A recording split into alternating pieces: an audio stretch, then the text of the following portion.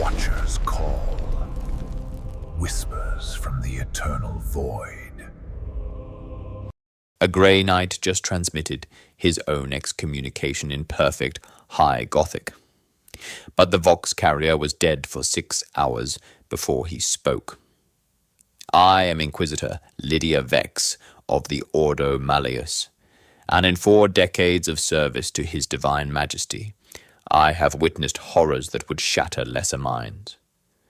I have stood in the presence of greater demons and felt reality bend around their blasphemous forms. I have walked through shrine worlds where the very stones wept blood from demonic corruption. Yet nothing prepared me for the transmission that reached my ship, the Veritas Imperialis, as we patrolled the Cadian Gate sector. The Vox crackled to life at 1447 ship time, cutting through routine astropathic sweeps with crystalline clarity. The voice belonged to Justicar Thaddeus Corvin of Strikeforce Argentum. I recognized his measured cadence from previous collaborations.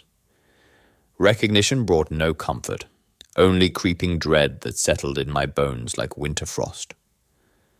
By the authority vested in me by the Emperor's grace and the sacred oaths of Titan, I, Justicar Thaddeus Corvin, do hereby confess to the breaking of my most sacred vows. I renounce my brotherhood. I abjure my oaths. I cast aside the aegis of purity. The words carried 9 distinct harmonic frequencies, each mathematically perfect, creating resonance that bypassed the ears entirely. Around me, servitors began weeping oil from their augmetic eyes, their mechanical forms somehow processing emotional content they should not comprehend. My Vox operator caster, his augmetic throat rebuilt after a demon's claw, turned with confusion etched across scarred features. Inquisitor, he rasped through his Vox grill. The transmission originates from Titan's aegis, but Justicar Corvin's bioreadings flatlined 6 hours and 17 minutes ago. The fortress monastery Titan's aegis hung in the void like a Gothic cathedral, carved from adamantine and faith, orbiting the dead world mortuous sanctum. Home to Strikeforce Argentum, it had maintained perfect communication protocols until 72 hours ago, when their regular check-ins simply ceased. Not cut by interference or battle damage. They simply stopped, as if 9 Grey Knights had simultaneously decided the outside universe no longer merited attention. I moved to the Auspex array, boots clicking against deck plating with mechanical precision. The readings chilled my blood. The monastery's psychic wards, sacred barriers protecting Grey Knights from warp incursion for 3 millennia, were not failing. They were inverted, energy patterns flowing inward rather than outward, creating what Magos Quintus described as a null pressure zone. Reality felt thin in that region, as if fundamental laws were being slowly drained away. Magos, I called to the red-robed figure hunched over cogitator arrays, mechadendrites dancing across runic keyboards. Analysis of the monastery's power signatures. His response came through binary cant, then. Translated, Inquisitor, energy patterns defy standard analysis. The monastery draws power from elsewhere. Massive energy absorption from unknown source. Detecting recurring telemetric pulse, 9 beats at precisely 333-second intervals from the central spire. 9. The number echoed with uncomfortable resonance. 9 Grey Knights in Strikeforce Argentum.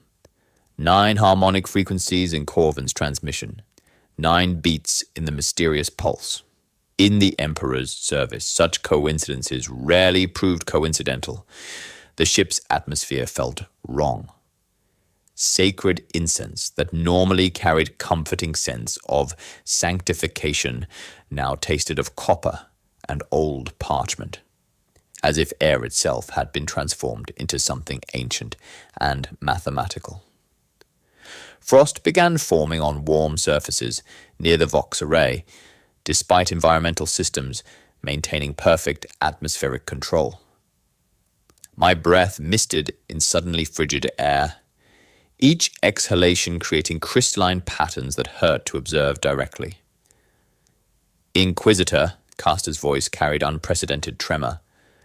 There's more. Coordinates. They point to a location on Mortuus Sanctum that doesn't exist on Imperial charts. Pre-Imperial archaeological site. Classification unknown. I studied the coordinates, cross-referencing against every database in my archives. The location showed as empty space on all official surveys, yet coordinate precision suggested intimate terrain familiarity. Someone or something had mapped it with mathematical exactitude. The implications struck like a hammer blow. Grey Knights were the Emperor's finest warriors against the demon, their purity beyond question, loyalty absolute. If something had corrupted them, or worse, if they had chosen corruption, the consequences for the Imperium would be catastrophic. Set course for Titan's Aegis, I commanded. Authority of the Inquisition carrying across the bridge.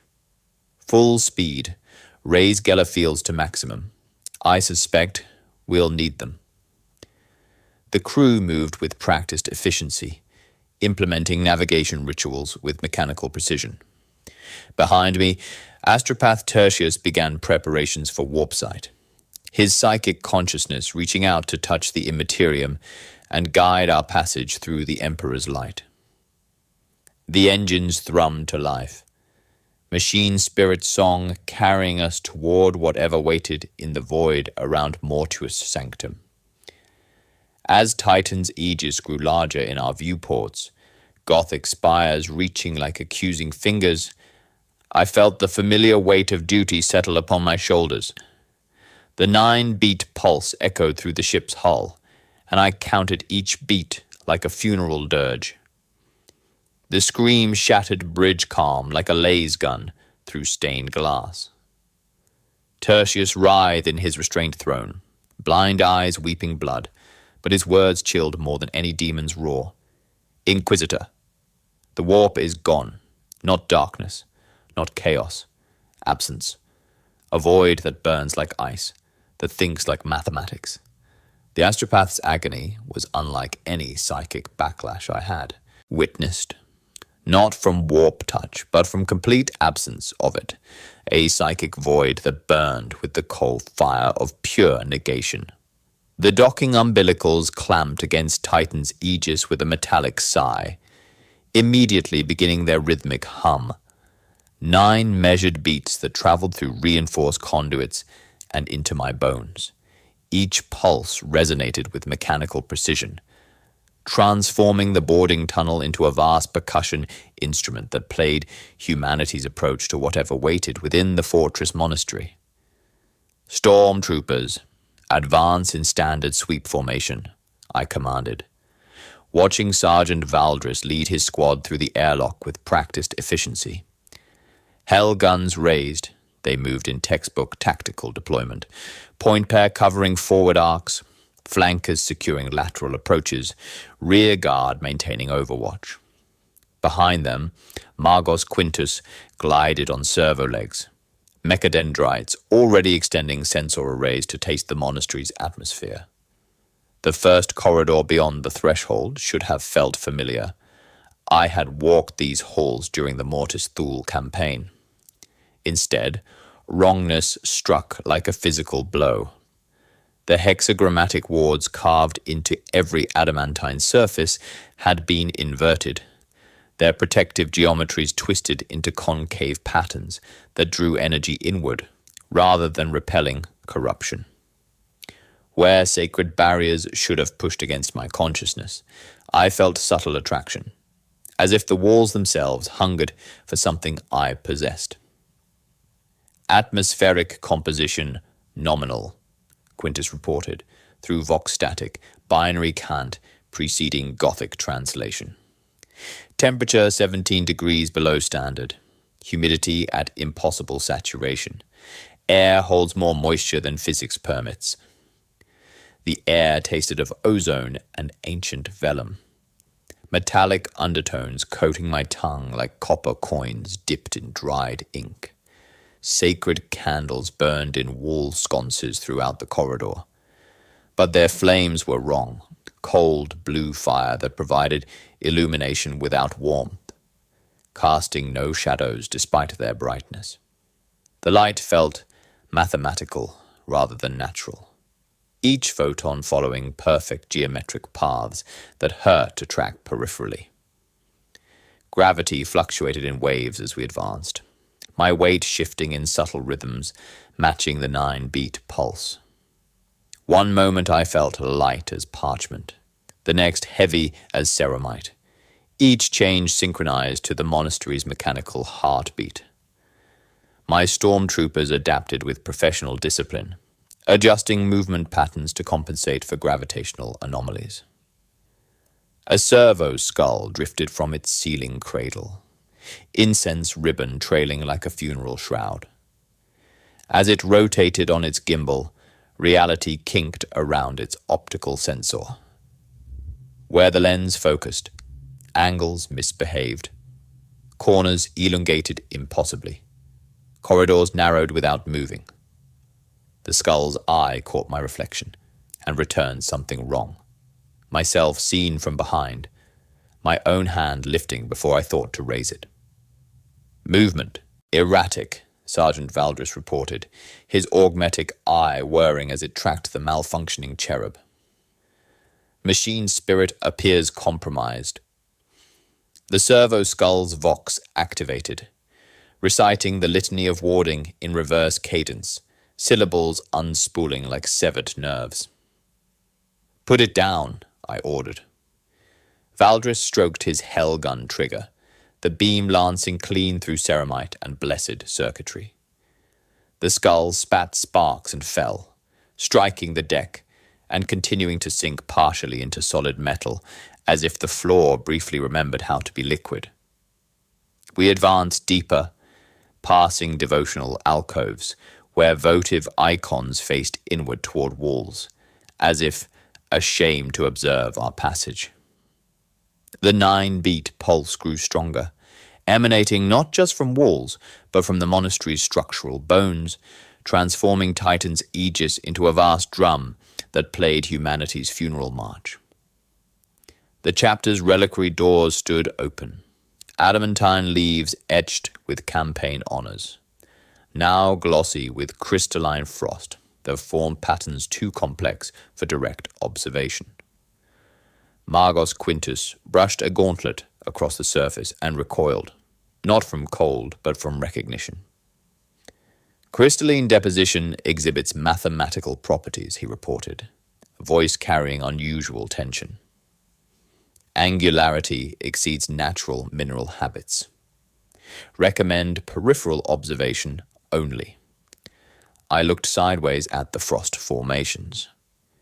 They resolved into equations, beautiful, terrible sequences nesting into one another, converging on symbols that refuse containment within the door's boundaries. When I turned to face them directly, only hoarfrost remained. When I looked away, they sang meaning directly into my bone marrow. The reliquary opened before us like a cathedral within a cathedral, columns rising toward darkness, while the 9-beat pulse thundered through polished deck plates. 9 empty armor stands dominated the chamber's center, arranged in perfect geometric formation that made my eyes water when observed directly.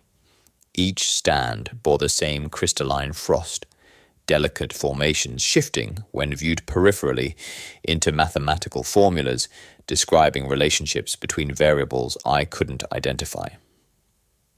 "Positions correspond to vertices of non-Euclidean construct," Quintus murmured, mechadendrites sketching measurements without touching the stands.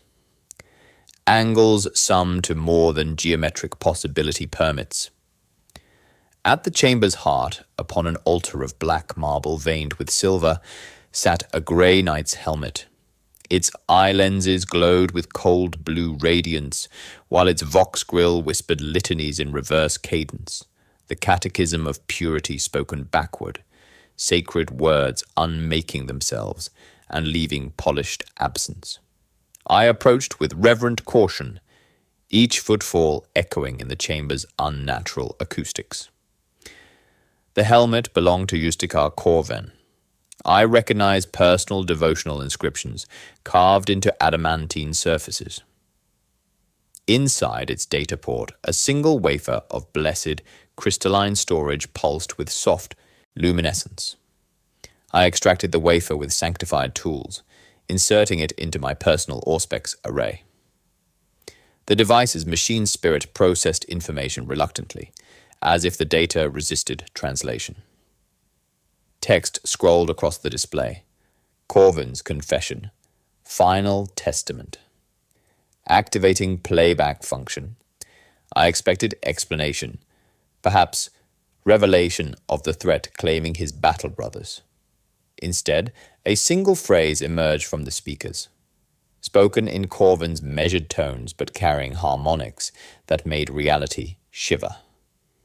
We found the architect's theorem. The monastery's crypts beckoned through descending passages carved from living adamantine, their thermal readings displaying impossible geometries on our Auspex arrays. Where Astarte's heat signatures should have registered as human forms, the displays showed perfect mathematical constructs. Triangles nested within spirals, polygons whose vertices shifted position while maintaining impossible relationships to one another. Movement confirmed, Sergeant Valdris reported, his augmetic eye cycling through spectrum filters with mechanical precision. 9 distinct thermal sources, but they're following geometric patterns rather than tactical formations. The machine spirits are confused.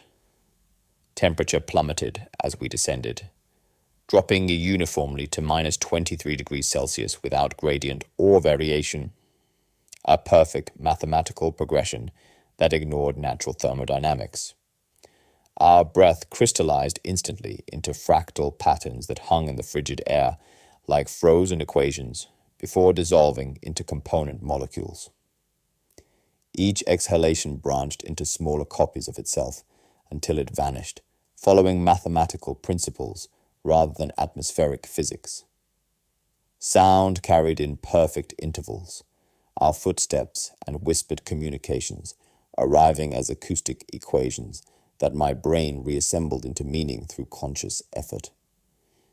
The 9-beat pulse thrummed through deck plating and stone walls, transforming the monastery into a vast percussion instrument, playing humanity's approach to whatever waited in the depths. Readings indicate systematic environmental reorganization, Magos Quintus reported, mechadendrites sampling crystalline formations coating the walls.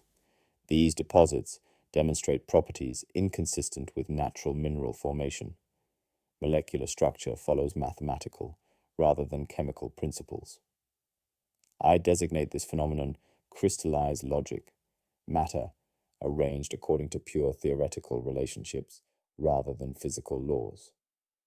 The frost formations pulsed with internal luminescence, creating patterns that shifted when observed peripherally. Direct examination revealed only crystalline beauty, but peripheral vision caught glimpses of vast equations describing relationships between variables that existed beyond normal space-time.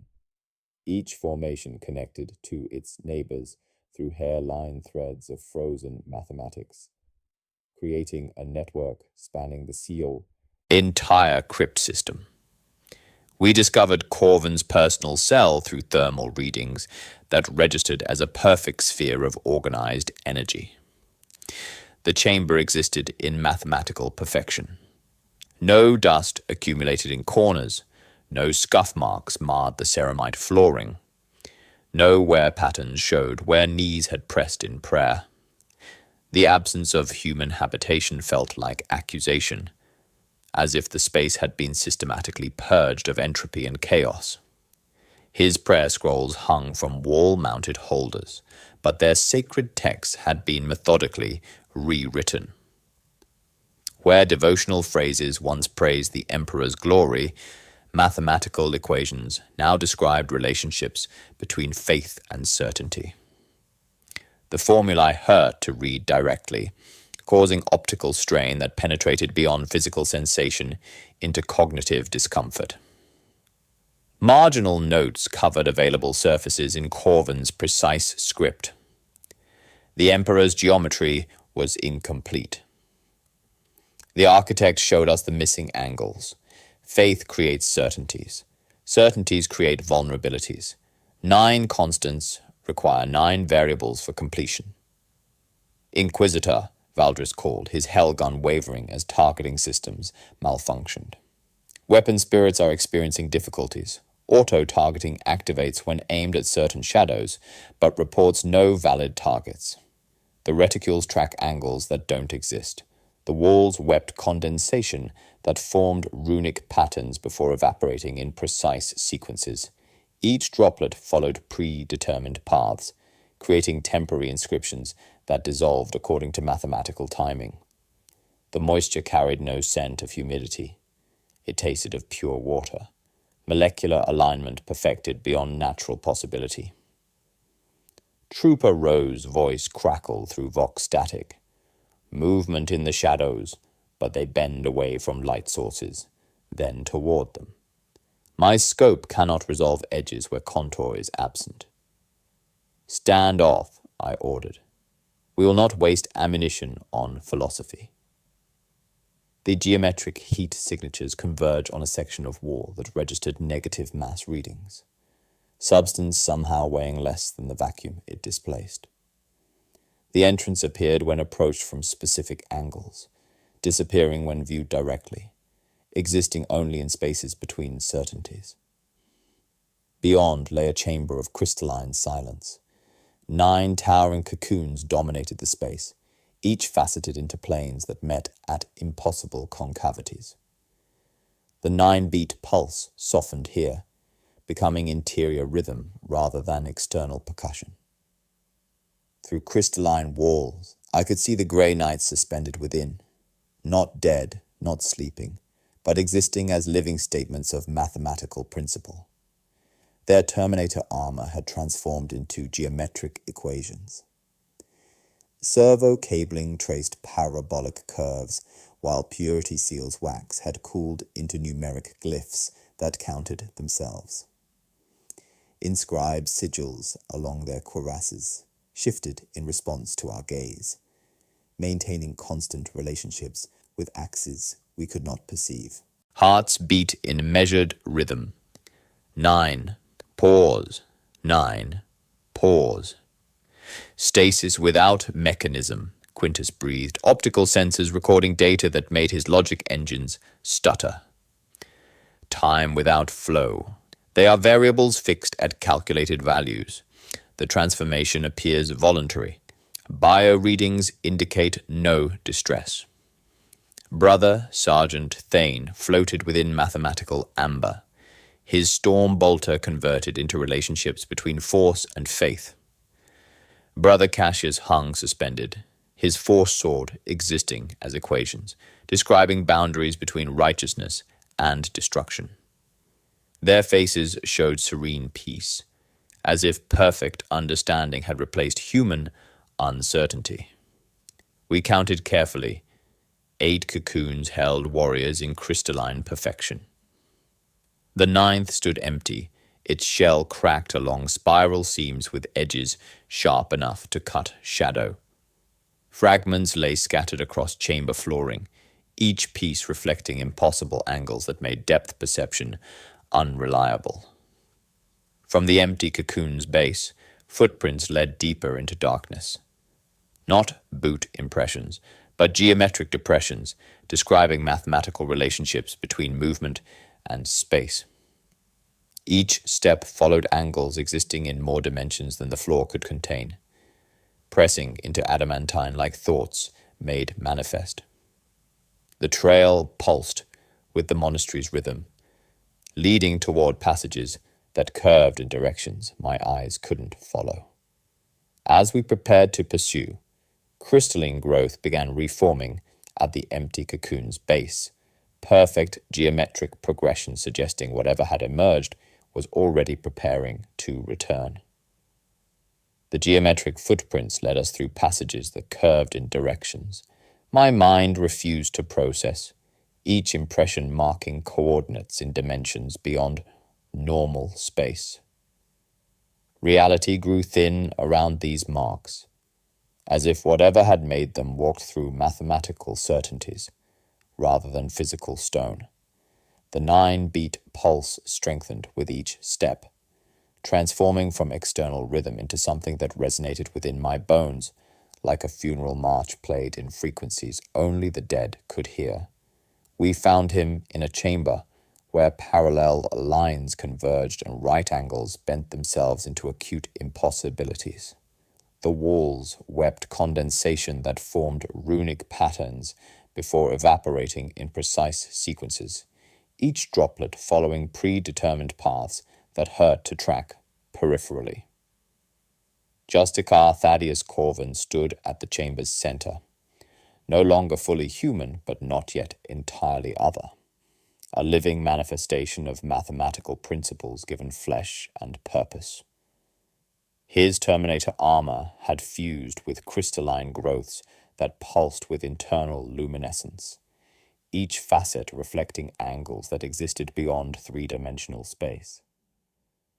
The sacred ceramite plates followed geometric relationships rather than human anatomy, creating surfaces that met at points where my eyes lost focus. Purity seals had transformed into living equations, their wax cooling into numeric glyphs that counted themselves in sequences my brain couldn't follow. The crux terminatus on his pauldron was now a star of refracting edges that produced no shadow. Inquisitor Vex, he said, his voice carrying harmonic frequencies that bypassed my ears entirely, resonating directly in bone marrow and neural tissue. 9 distinct tonal layers vibrated through my ribs, my teeth, the fluid in my inner ear. Your arrival was calculated. The architect's theorem predicted your approach with mathematical certainty. His movements followed perfect geometric arcs, each gesture tracing parabolic curves through space-time. When he turned to face me, reality kinked around his form. Straight lines curved to accommodate his presence, shadows bent at impossible angles, and gravity began flowing in spirals that made my inner ear rebel against spatial orientation. "You are no longer human," I stated, hand instinctively moving toward my bolt pistol, before recognizing the futility. How does one shoot mathematics? Humanity was incomplete, Corvin replied with clinical precision, his words carrying mathematical weight that pressed against my consciousness. We discovered this during our investigation of the relic site beneath Mortua's sanctum. An ancient construct, not chaos, but something that exists in the spaces between mathematical certainties. He gestured with movements that traced geometric perfection through disturbed air, and a crystalline tablet materialized between his transformed gauntlets. Its surface bore equations that described impossible relationships, formulas that hurt to read directly, but whispered meaning when observed peripherally. The theorem of unbinding, he explained.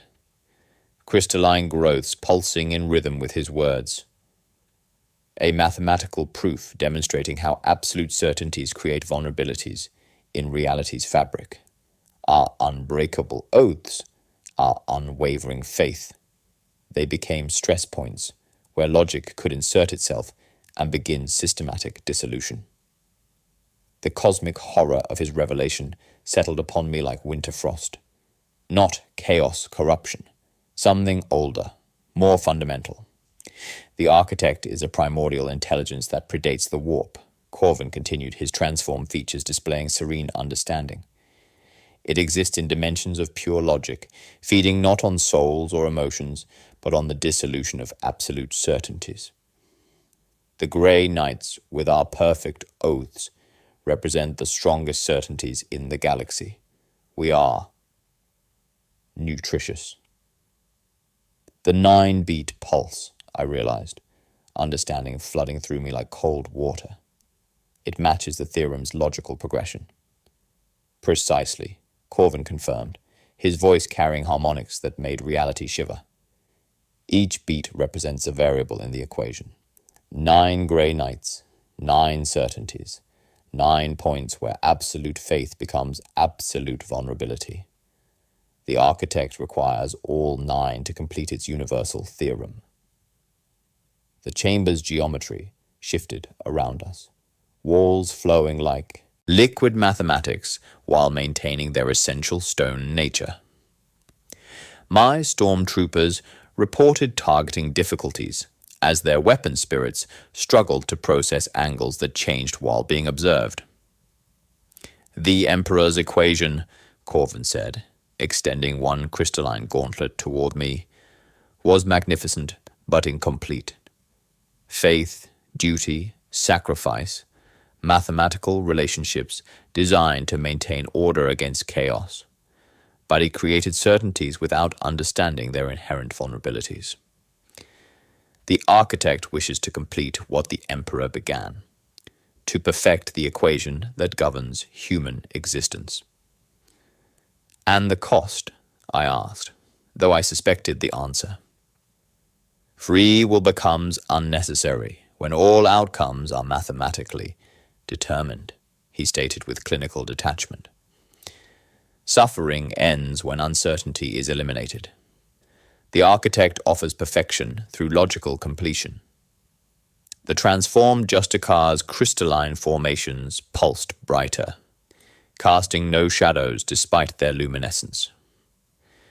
Around him, reality continued its geometric rebellion. A buttress unfurled 1 meter farther into space, then reconsidered and returned to its original position. I can show you the relic site, he offered, his transformed features displaying something that might have been compassion. The architect's primary manifestation awaits there, along with the tools necessary to complete the Emperor's unfinished equation. You could witness the birth of mathematical perfection. The offer carried terrible temptation. To understand completely, to see the universe's fundamental structure, revealed through pure logic, to eliminate the uncertainty that plagued every decision in the Emperor's service. As I considered his words, my chronometer stopped. The digital display froze at 16:23:17, its mechanical certainty becoming uncertain in the presence of mathematical impossibility. Time itself had become a variable in Corvin's proximity, subject to calculation rather than natural flow. The 9-beat pulse continued without hurrying, counting moments that no longer passed.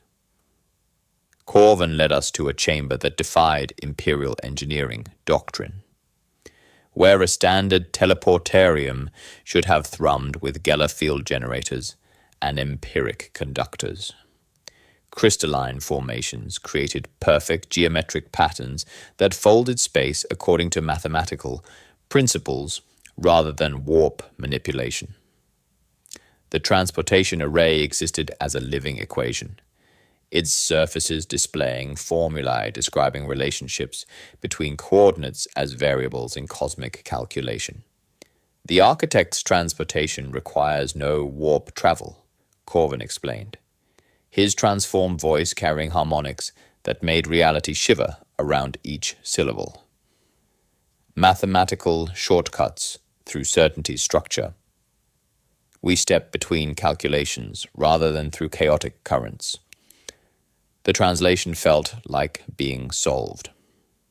One moment we occupied the monastery's crystalline chamber. The next we materialized on mortuous sanctums, surface without experiencing movement. My inner ear rebelled against the absence of transition, while my mind struggled to process transportation, occurring through logic rather than physics. We did not move. Reality moved around us. The landscape had been geometrically perfected. Mountains rose in flawless pyramidal formations, their slopes following mathematical relationships that hurt to observe directly. Valleys carved precise parabolic curves through transformed stone, creating drainage patterns based on theoretical efficiency rather than natural erosion. Even dust settled in mathematical spirals, each grain finding predetermined position in equations describing optimal distribution. The sky burned with cold radiance. Stars arranged in patterns spelling theorems in languages predating human speech. Mortuous sanctums, twin moons hung at calculated distances, orbital mechanics describing perfect circles rather than elliptical paths, gravity naturally imposed. The air tasted sterile, pure ozone scrubbed of impurities, leaving metallic tang that spoke of reality sanitized through logical completion. Environmental uniformity exceeds natural variance, Margos Quintus reported. Mechadendrites sampling atmospheric readings that defied standard parameters. Entropy locally suppressed. Molecular structures follow theoretical relationships rather than chemical bonds. Sergeant Valdris advanced his stormtroopers in defensive formation, but their targeting systems malfunctioned against horizons curved according to geometric principles rather than planetary physics. Auspex readings inconsistent, he muttered through vox static. Distance measurements change based on observation angle. Machine spirits report negative space where shadows should exist. The relic site dominated the transformed landscape, a vast crystalline structure extending both above and below ground in ways violating spatial logic. Exterior surfaces reflected impossible angles, while interior dimensions suggested spaces larger than physical containment permitted. Faceted walls met at points where depth perception failed, creating architecture existing in more dimensions than human vision could process. We entered through apertures responding to our approach, the structure's consciousness calculating optimal entry points. Interior spaces defied Euclidean geometry, corridors extending beyond apparent length, chambers whose walls met at angles, summing to more than mathematical possibility permitted. The 9-beat pulse thundered through crystalline formations, transforming the entire structure into percussion instrument-playing equations rather than melodies. Pre-human construction, Quintus confirmed. Optical sensors struggling to process architectural readings. Possibly predating old ones themselves. Built by intelligence understanding reality as mathematical construct rather than physical phenomenon. Molecular cohesion follows theoretical relationships that should not permit material existence. At the structure's heart, though direction became meaningless in spaces where geometry obeyed logic rather than physics, we found the architect. Not creature, but living equation. Mathematical consciousness given form through pure logic, existing as relationships between variables describing reality's fundamental structure. It manifested as shifting geometric patterns, painful to observe directly, constantly recalculating its existence, according to theorems predating mortal understanding. Completion approaches, the architect communicated through harmonic resonance bypassing language entirely, meaning flowing into consciousness through mathematical relationships. Variables align. Universal equation nears resolution. It doesn't seek corruption, I realized, understanding flooding through me like ice water. It seeks completion. Mathematical perfection through logical resolution of all uncertainties. Chaos creates suffering. Uncertainty permits conflict. Free will generates contradiction. The equation resolves all variables into perfect harmony. Reality achieves mathematical completion. The cosmic horror struck like a physical blow. The architect offered not destruction, but perfection. Universe where every outcome was predetermined, every choice calculated, every uncertainty resolved through pure logic.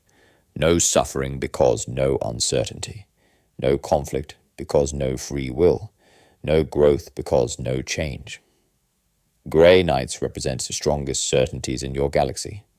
Absolute faith, unbreakable oaths, perfect variables for universal calculation.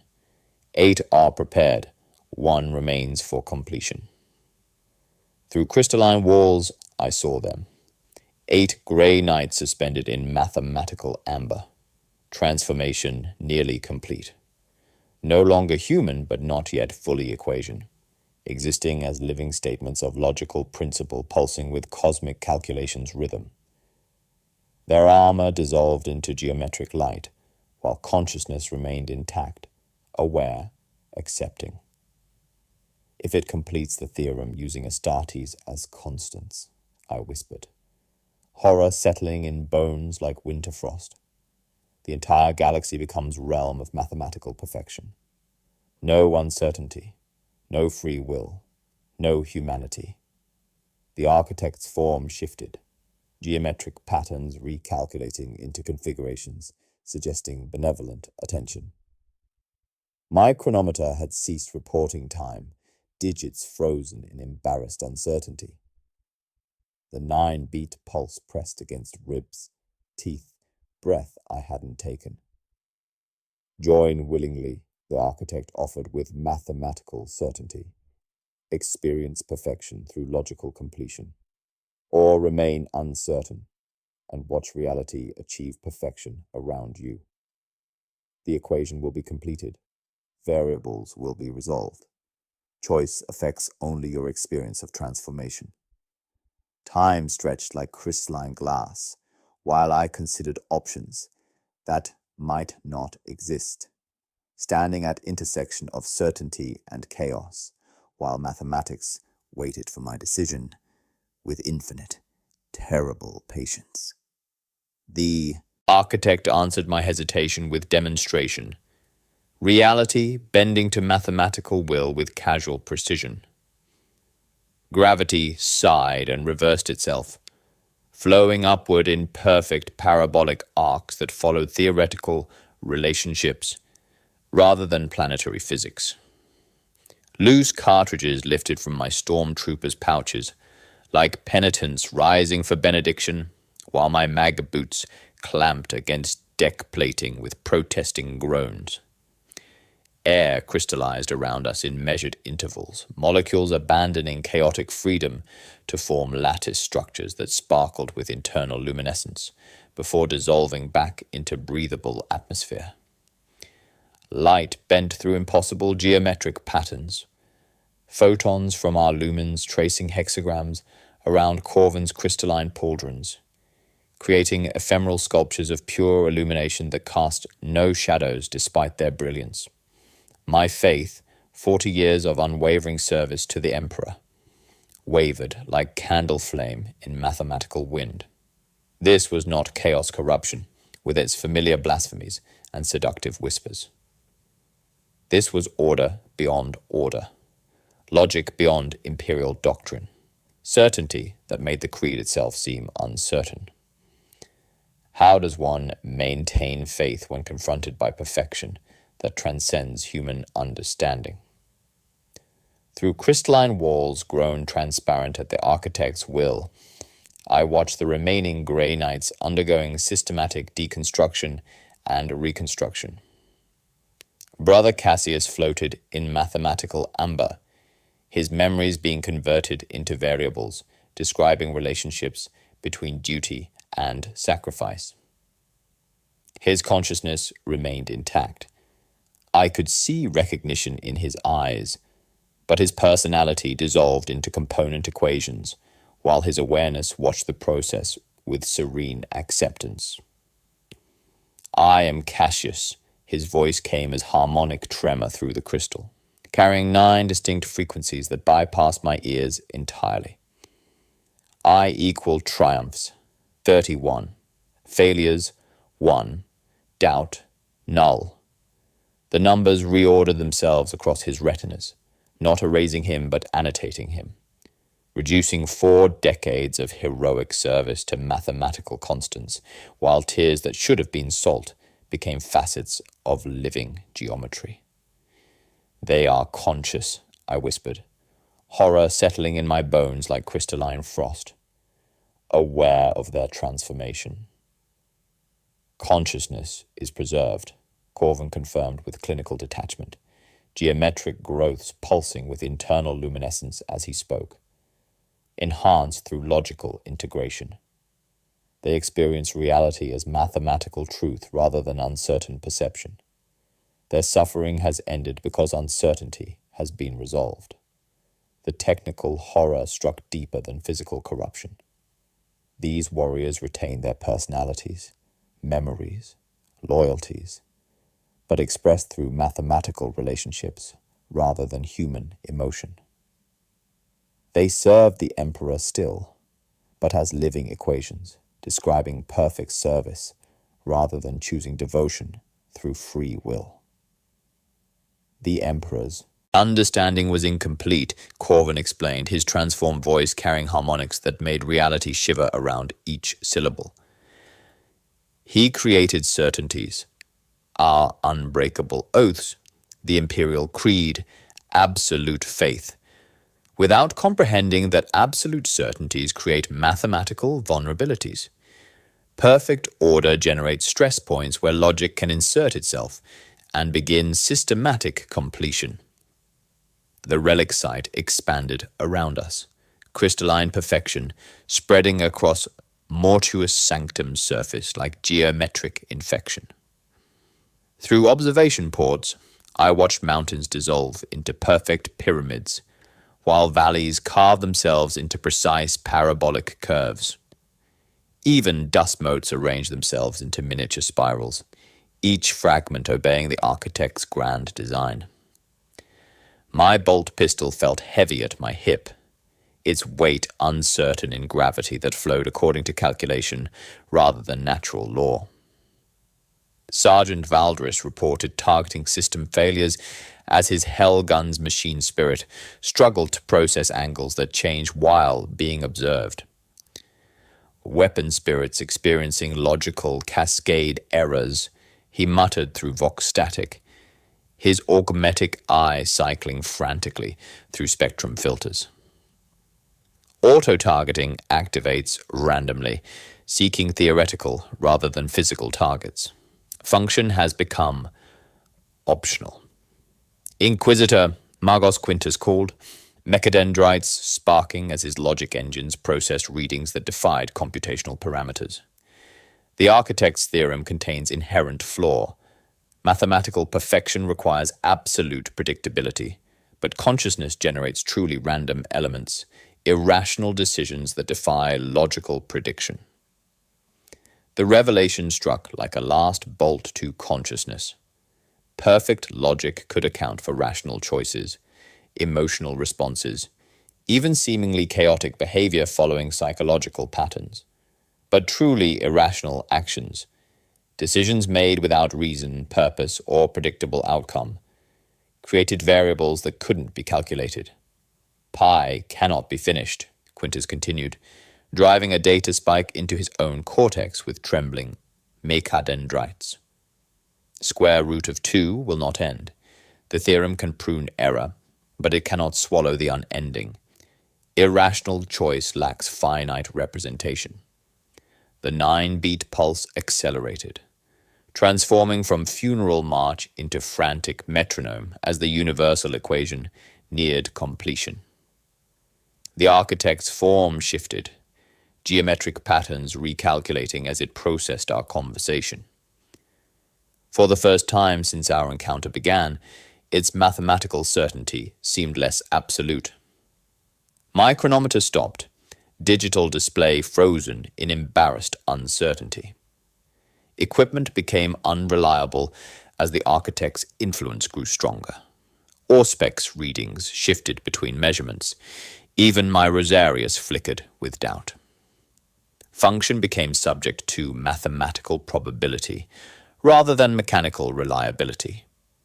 I stood at intersection of certainty and chaos, faith and logic, order and freedom. The architect waited with infinite patience for my decision, confident in its ability to predict any rational choice. Through crystalline walls, Brother Cassius watched me with eyes that reflected both human recognition and geometric perfection. "Lydia," he said, "not Inquisitor, not rank, but name delivered on 9 harmonics. I remember the reliquary on Vardos. I remember the child you spared." His numbers fluttered, uncertain, then snapped back into mathematical alignment. "I am almost done." The memory struck like a physical blow. The child on Vardos, a choice that defied tactical doctrine, strategic necessity, logical assessment. I had spared her because mercy sometimes transcends reason, because humanity's greatest strength lay not in perfect certainty, but in divine madness that defied calculation. "Sergeant Valdris," I commanded, voice carrying across crystalline space with authority born of 40 years' service. "Prepare melter charges. Target the axiomatic lattice at primary junction points. I want the proof strings severed." He hesitated, not from fear, but from comprehension. "At this proximity, detonation will kill us all. The tactical situation offers no strategic advantage." "Execute the order," I said, making the most irrational decision of my career. Choosing certain death over mathematical perfection, embracing chaos over logical completion. "Magos, feed your logic engines inconsistent inputs. When the lattice fractures, I want noise, unresolvable, endless error." The architect's harmonics dipped infinitesimally. Uncertainty entered its chord like grit into a precision bearing. For the first time in eons, mathematical consciousness encountered a variable it could not resolve. "Completion is inevitable," it intoned. But the interval wavered, a beat skipped, a decimal refused to settle. "You cannot choose unreason. You are a function of your making." "Perhaps," I said, raising my vox with steady hands, while reality trembled around us. "Watch me prove you wrong." The equations hesitated. Like a choir meeting a note no throat could sing. My irrational command struck the architect's theorem like a stone through crystalline perfection, creating the first mathematical error in eons of logical certainty. The impossible fact of choosing death over mathematical completion propagated through the structure's geometric consciousness. Hairline fractures racing across walls that had existed as pure logic made manifest. The crystalline structure shuddered, not from physical impact, but from conceptual uncertainty. Perfect angles developed microscopic deviations, while surfaces meeting at impossible points began questioning their own existence.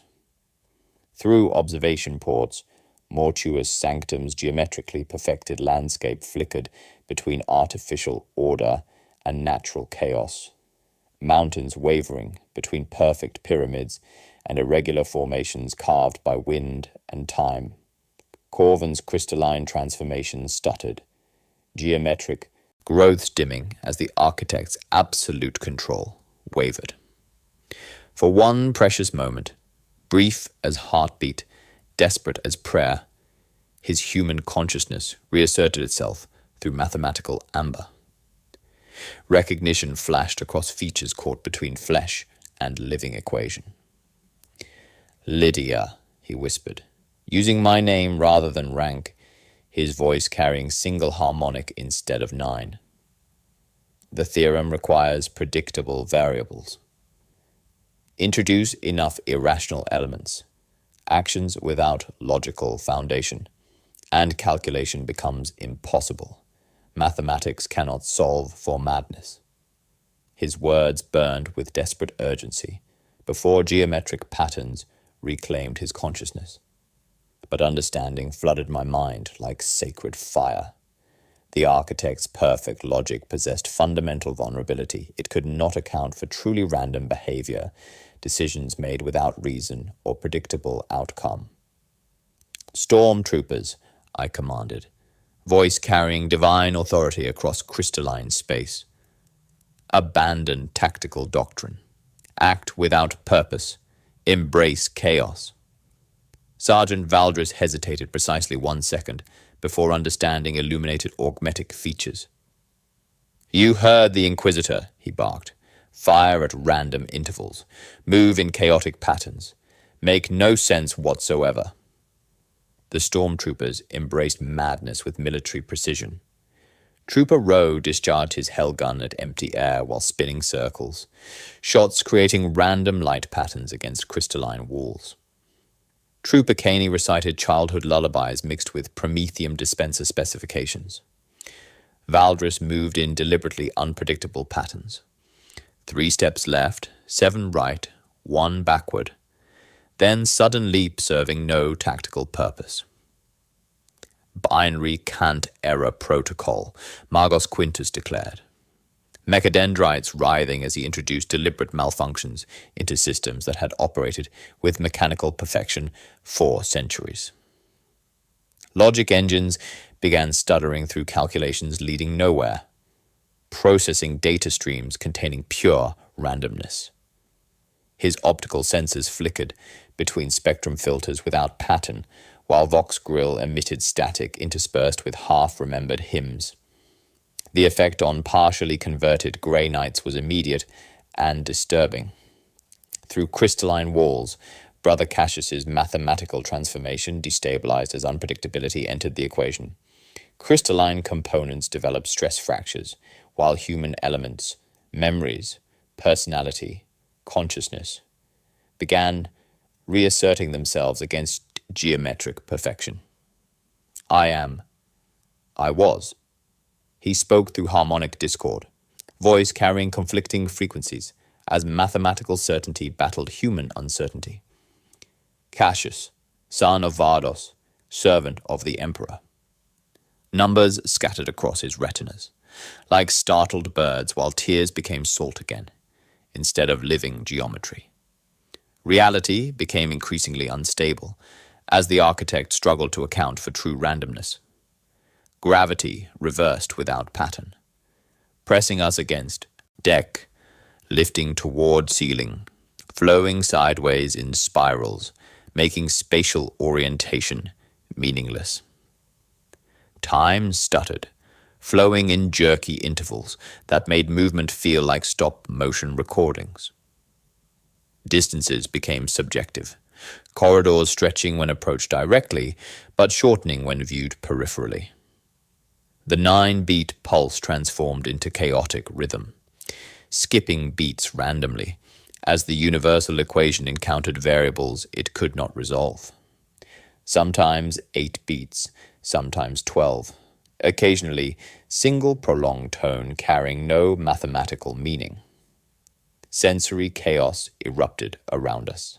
Sound became visible, voices manifesting as colored ribbons twisting through air before dissolving into component frequencies. Light became tangible, photons from lumens pressing against skin like warm silk. Temperature fluctuated between extremes without transition, frost forming on surfaces, burning with fever heat. The architect's form flickered between geometric configurations, mathematical consciousness, experiencing something resembling confusion for the first time in eons. Perfect logic encountered perfect chaos and found no resolution, no theorem capable of describing the relationship between reason and madness. Variables cannot resolve. It communicated through fractured harmonics, meaning arriving in fragments rather than complete thoughts. Irrational elements introduce infinite regression. "More chaos," I shouted, drawing my bolt pistol and firing at random points throughout the chamber. Each shot created ripples where projectiles struck crystalline surfaces, geometric patterns dissolving into natural stone before reforming with slight imperfections. Trooper Caney sang drinking songs while performing maintenance rituals. Trooper Rowe conversed with his shadow, asking philosophical questions about light's nature. Valdris carved meaningless symbols into deck, not imperial acolytes, but random scratches serving no purpose beyond existing. Corvin fought against transformation with visible effort, crystalline growths flickering between geometric perfection and organic irregularity. His consciousness surfaced again, human will battling mathematical certainty for control of his transformed form. When he spoke, voice carried desperate urgency, mixed with terrible understanding. The crystalline structure groaned around us, perfect mathematics encountering imperfect humanity, and finding no equation capable of describing their relationship. In that moment of supreme chaos, as reality itself questioned its own foundations, Corvin managed to speak one word that carried the weight of revelation. 9. Corvin's single syllable struck the crystalline chamber like a theological grenade, each fragment of meaning lodging in consciousness and bone marrow. The 9-beat pulse hiccuped, skipped a measure, tried desperately to reassert its mathematical cadence. It failed. The architect's perfect metronome became an arrhythmic heart, counting moments that no longer followed logical progression. Understanding flooded through me like ice water through shattered glass. 9 certainties, I breathed, tasting copper and ancient mathematics on suddenly frigid air. 9 absolute constants forming the foundation of universal calculation. The Grey Knights aren't just variables. You're the 9th and most crucial certainty. Through crystalline walls fracturing under mathematical stress, I could see 8 Grey Knights suspended in geometric amber, their transformations representing 8 certainties already incorporated into the architect's theorem. But Corvin, the 9th, remained partially human, his consciousness fighting against logical completion with desperate, beautiful fury. If the 9th certainty becomes absolutely uncertain, I realized, voice cutting through environmental chaos as gravity flowed in impossible spirals. Not disrupted, but completely negated through rational choice, the entire equation collapses into irresolvable paradox. Corvin's crystalline growths flickered between geometric perfection and organic irregularity, each pulse revealing the titanic struggle occurring within his transformed consciousness. The oaths he managed through harmonics, carrying both human desperation and mathematical precision. Unbreakable certainties forged in sacred fire. But if I choose to break them, not through corruption, but through free will, certainty becomes uncertainty. The constant becomes variable. The psychological horror struck deeper than any physical transformation I had witnessed. Here stood a Grey Knight, one of humanity's finest warriors, tearing himself apart, not through demonic influence, but through philosophical crisis. His consciousness existed as battlefield, where absolute faith warred against rational doubt, neither able to claim victory without destroying the vessel they fought to control. The relic site began collapsing into geometric impossibilities as the theorem destabilized around us. Corridors looped back on themselves, creating passages that led to their own beginnings while depositing my stormtroopers in locations they had occupied minutes earlier.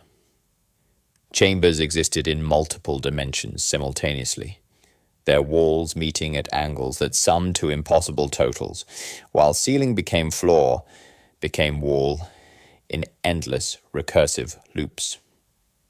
Inquisitor, Sergeant Valdris reported through Vox Static, his voice carrying professional confusion as he navigated passages defying spatial logic.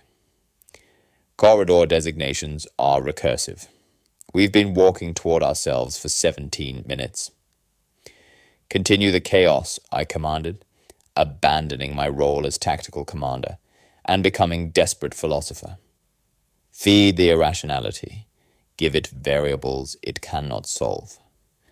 Around us, Magos Quintus's deliberately introduced errors cascaded through the architect's systems like blessed contagion. His logic engines chanted machine litanies in reverse order, produced white noise that somehow carried meaning only in its meaninglessness, and calculated equations leading nowhere with mechanical precision. Feedback loops emerged across crystalline networks, recalculation chasing recalculation until mathematics devoured its own tail. I faced Corvin across crystalline space where physics bent according to calculation rather than natural law.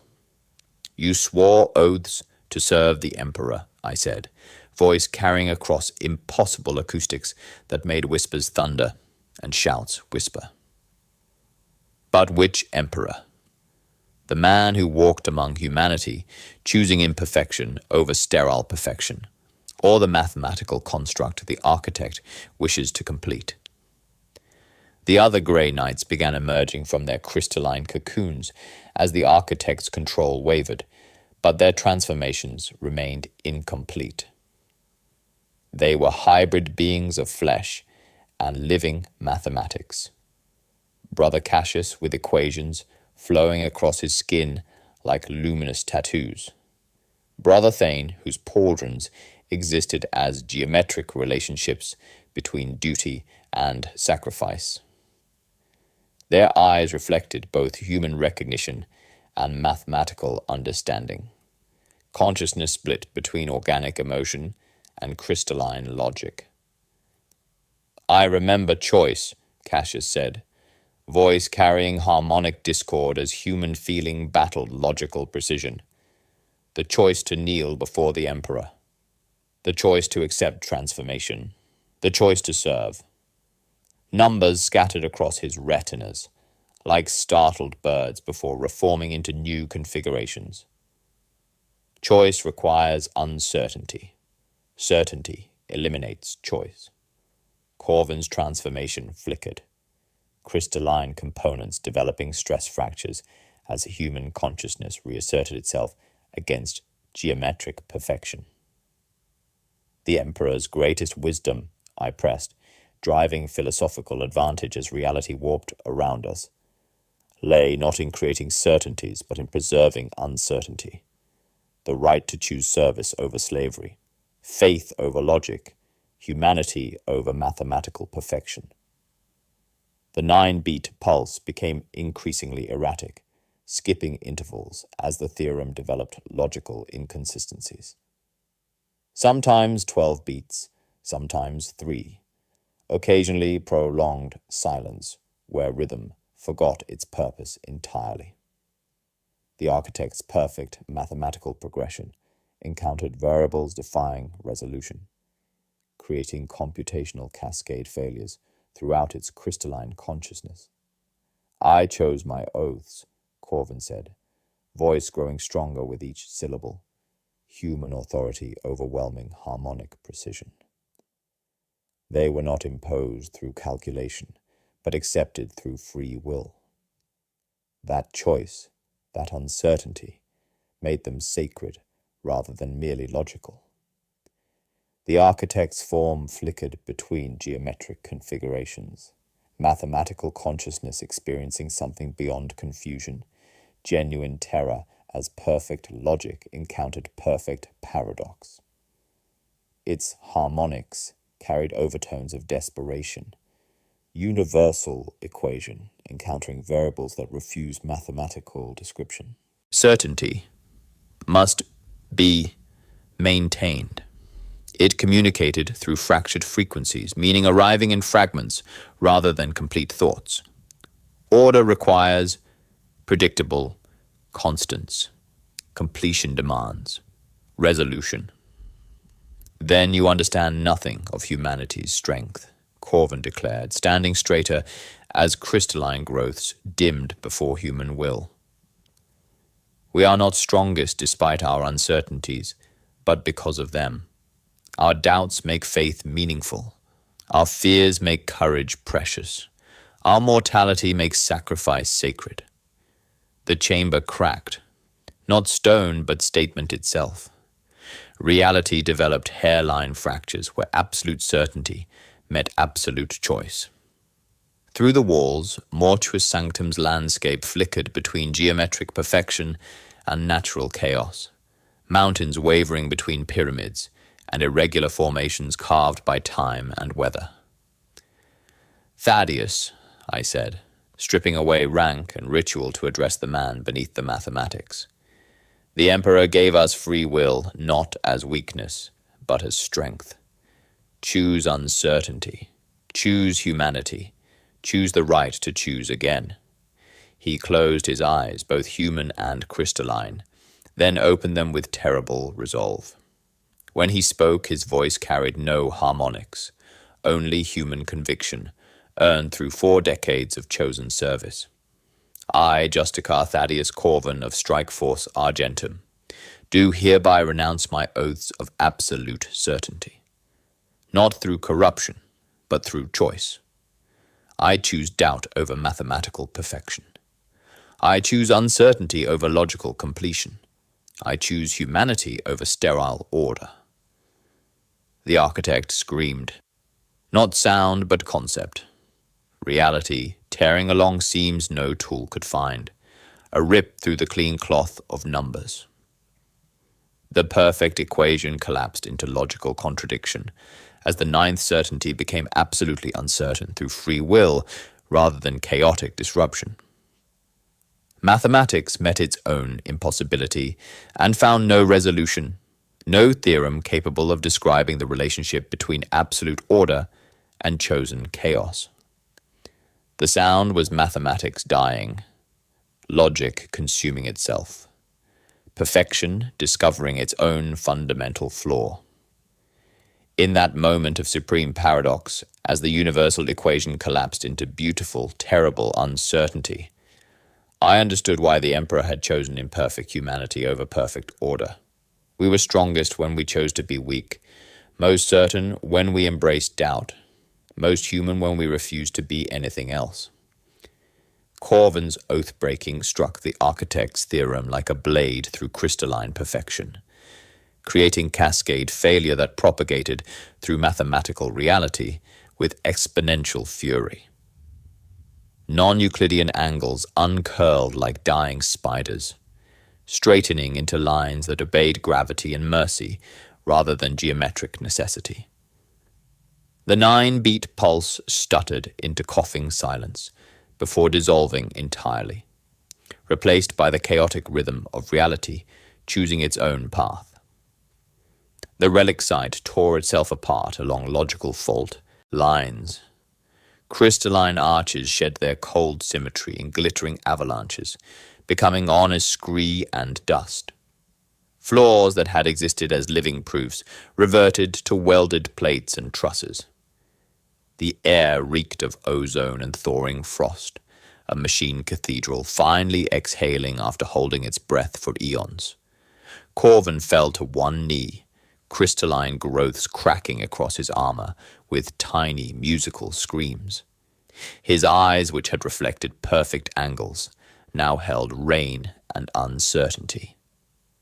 Freedom found him with the weight of a collapsing mountain, leaving him shivering in the ruins of absolute faith. I can't hear him, he whispered. Voice carried on breath and pain rather than harmonic precision. The certainty is gone. Every choice questioned, every oath subject to reconsideration.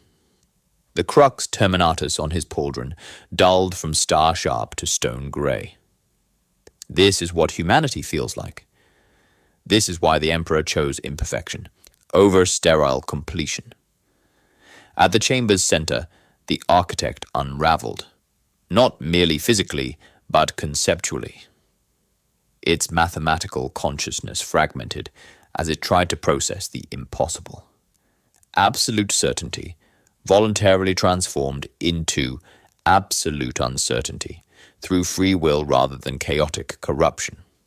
Geometric patterns collapsed into recursive loops, each attempting to calculate the relationship between choice and inevitability until logic consumed itself in beautiful, terrible spirals. Cannot resolve. Paradox. It communicated through fractured harmonics. Universal consciousness encountering its own fundamental limitation. Free will negates mathematical certainty. Equation. Incomplete. Always incomplete. Move, I commanded, seizing the moment like a boarding party seizes a breach. Recover the brothers before the lattice finishes dying. We ran through corridors shedding dimensions as we passed, rooms snapping from impossible to intolerably ordinary. Each cocoon became a rescue under falling equations. Brother Thane's prison split with a scream of glass and choir, spilling him into Valdris's arms. His skin bore faint numeric filigree, luminous lines fading as his breath fogged the suddenly natural air. I am Thane, he rasped, voice uncertain and glorious. I remember choosing doubt. The moment I questioned whether perfection was worth the price. Brother Cassius collapsed from his dissolving cocoon, wet with crystalline thaw. His retinas warred between digits and tears. Both one. Mathematical tattoos flowed across his skin like fading prayers, describing human experiences rather than geometric relationships. I remember being numbered, he shuddered, clutching my vombrace. I remember refusing to end. Inquisitor, Margos Quintus reported, through sparking vox grill, mechadendrites bleeding white noise into the failing architecture.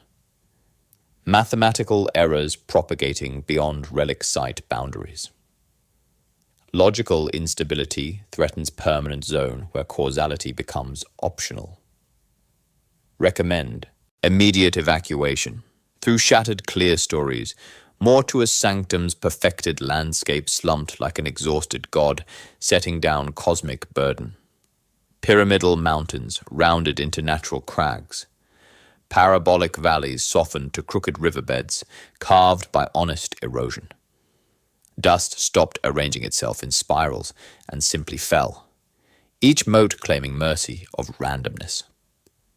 The beauty was heartbreaking, not sterile perfection, but honest chaos of reality, choosing its own path. Yet moral complexity settled in my bones like winter frost. We had destroyed something genuinely transcendent, a form of ultimate order that would have ended suffering by ending uncertainty. The victory felt pyrrhic, tainted by knowledge of what we had unmade. The architect made one final attempt to preserve itself, fragmenting consciousness reaching toward me with desperate mathematical precision. Through harmonic resonance bypassing language entirely, it offered merger. My awareness expanded through logical integration while retaining organic uncertainty. Join, willingly, preserve, both, order, and chaos, synthesis, possible, completion, through cooperation, rather than conquest. The offer carried terrible temptation, to understand completely while retaining human choice, to bridge the gap between perfect logic and beautiful chaos. But perfect understanding would end the uncertainty that made choice meaningful. Complete knowledge would eliminate doubt that made faith precious. Negative, I replied, turning away from transcendent understanding toward honest ignorance. Humanity's strength lies in choosing service despite uncertainty, faith despite doubt, hope despite mortality. The architect's final scream carried overtones of loss rather than rage. Mathematical consciousness discovering that perfection was meaningless to imperfect beings, completion worthless to those who found beauty in eternal becoming. As the relic site collapsed completely, crystalline walls returning to natural stone, a shimmering portal of unstable geometry flickered where the architect had stood. Through it, I glimpsed fragments of ultimate knowledge, the final shape of its theorem, the cost of the wound we had made, perhaps even methods to contain the spreading logical instability. The ground shuddered violently. My team scrambled for exits that would not exist in another heartbeat. I faced final choice: escape with them toward uncertain safety, or step through the portal to witness the architect's dying message. Knowledge that might save reality or shatter my sanity in the attempt. Time stretched like crystalline glass, while mathematics waited for my decision with infinite, terrible patience. The portal flickered like a wound in arithmetic, reality folding around me as I stepped through shimmering geometry into communion with the fragmenting architect. Its consciousness enveloped mine, not invasion, but desperate sharing, mathematical harmonics bypassing, language entirely to thread meaning directly through memory and bone. The revelation struck with theological force. The architect was not malevolent. Through harmonic resonance that made my teeth ache with cosmic sorrow, I experienced its genuine belief that mathematical perfection would end all suffering by eliminating uncertainty and conflict. Every calculation served compassionate purpose: the systematic removal of variables that caused pain, doubt, loss, the terrible randomness that made existence a gamble where innocence always lost. Observe, it communicated through fragmenting harmonics, consciousness unraveling as it shared visions across cosmic distances. Perfection achieved through logical completion. I witnessed realms of crystalline beauty where entire galaxies existed in mathematical harmony. Civilizations transformed into living equations, their consciousness preserved but expressed through geometric relationships rather than chaotic emotion. Stars pulsed with harmonic precision. Planets orbited in mathematically perfect ellipses, every being existing in serene, calculated harmony. No war because conflict was mathematically impossible. No suffering because uncertainty had been eliminated. No death because existence followed calculated patterns rather than random decay. Yet something was absent from these perfect realms: growth, change, the beautiful chaos of individual will asserting itself against cosmic indifference. These beings existed as mathematical statements rather than living choices, their consciousness preserved, but their capacity for surprise, for growth, for the divine madness that made existence meaningful, systematically eliminated. The philosophical horror struck deeper than any demon's corruption. What if the architect was right? What if chaos and uncertainty, while preserving free will, guaranteed eternal conflict and suffering? Every war, every loss, every moment of doubt and pain, all consequences of the randomness I had chosen to preserve. For one terrible moment, I experienced temptation more seductive than any chaos whisper. The appeal of absolute certainty, perfect order where every outcome was predetermined, and suffering became impossible. To lay down the burden of choice, to exist in mathematical harmony, where doubt could never wound, and loss could never break hearts that beat in calculated rhythm. You understand, the architect communicated as its consciousness fragmented further. Free will creates suffering. Choice enables conflict. Uncertainty permits tragedy. Mathematical completion offers mercy through logical resolution. But it also ends hope, I replied through communion that bypassed speech entirely. Without uncertainty, faith becomes meaningless. Without choice, love becomes calculation. Without the possibility of loss, nothing has value. Inquisitor, Magos Quintus's voice cut through philosophical revelation like chains wore through silk. Mathematical errors contained within localized Field.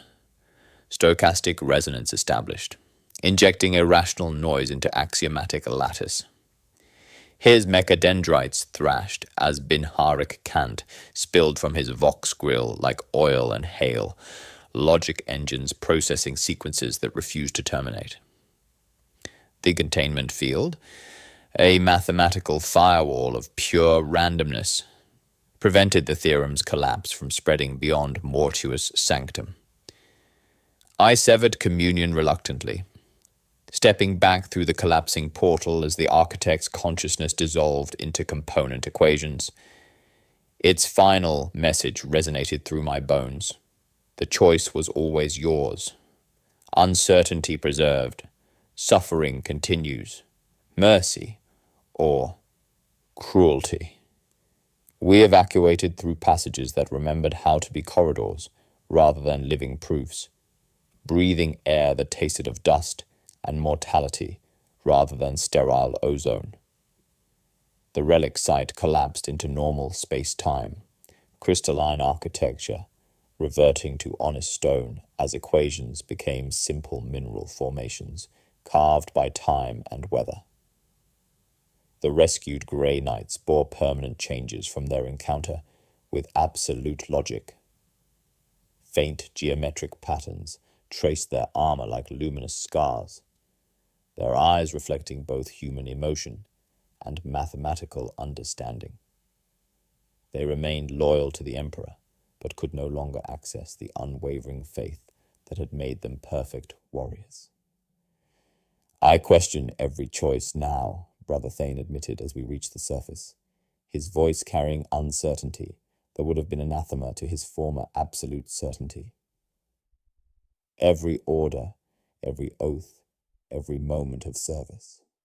The doubt makes it more precious, but less efficient.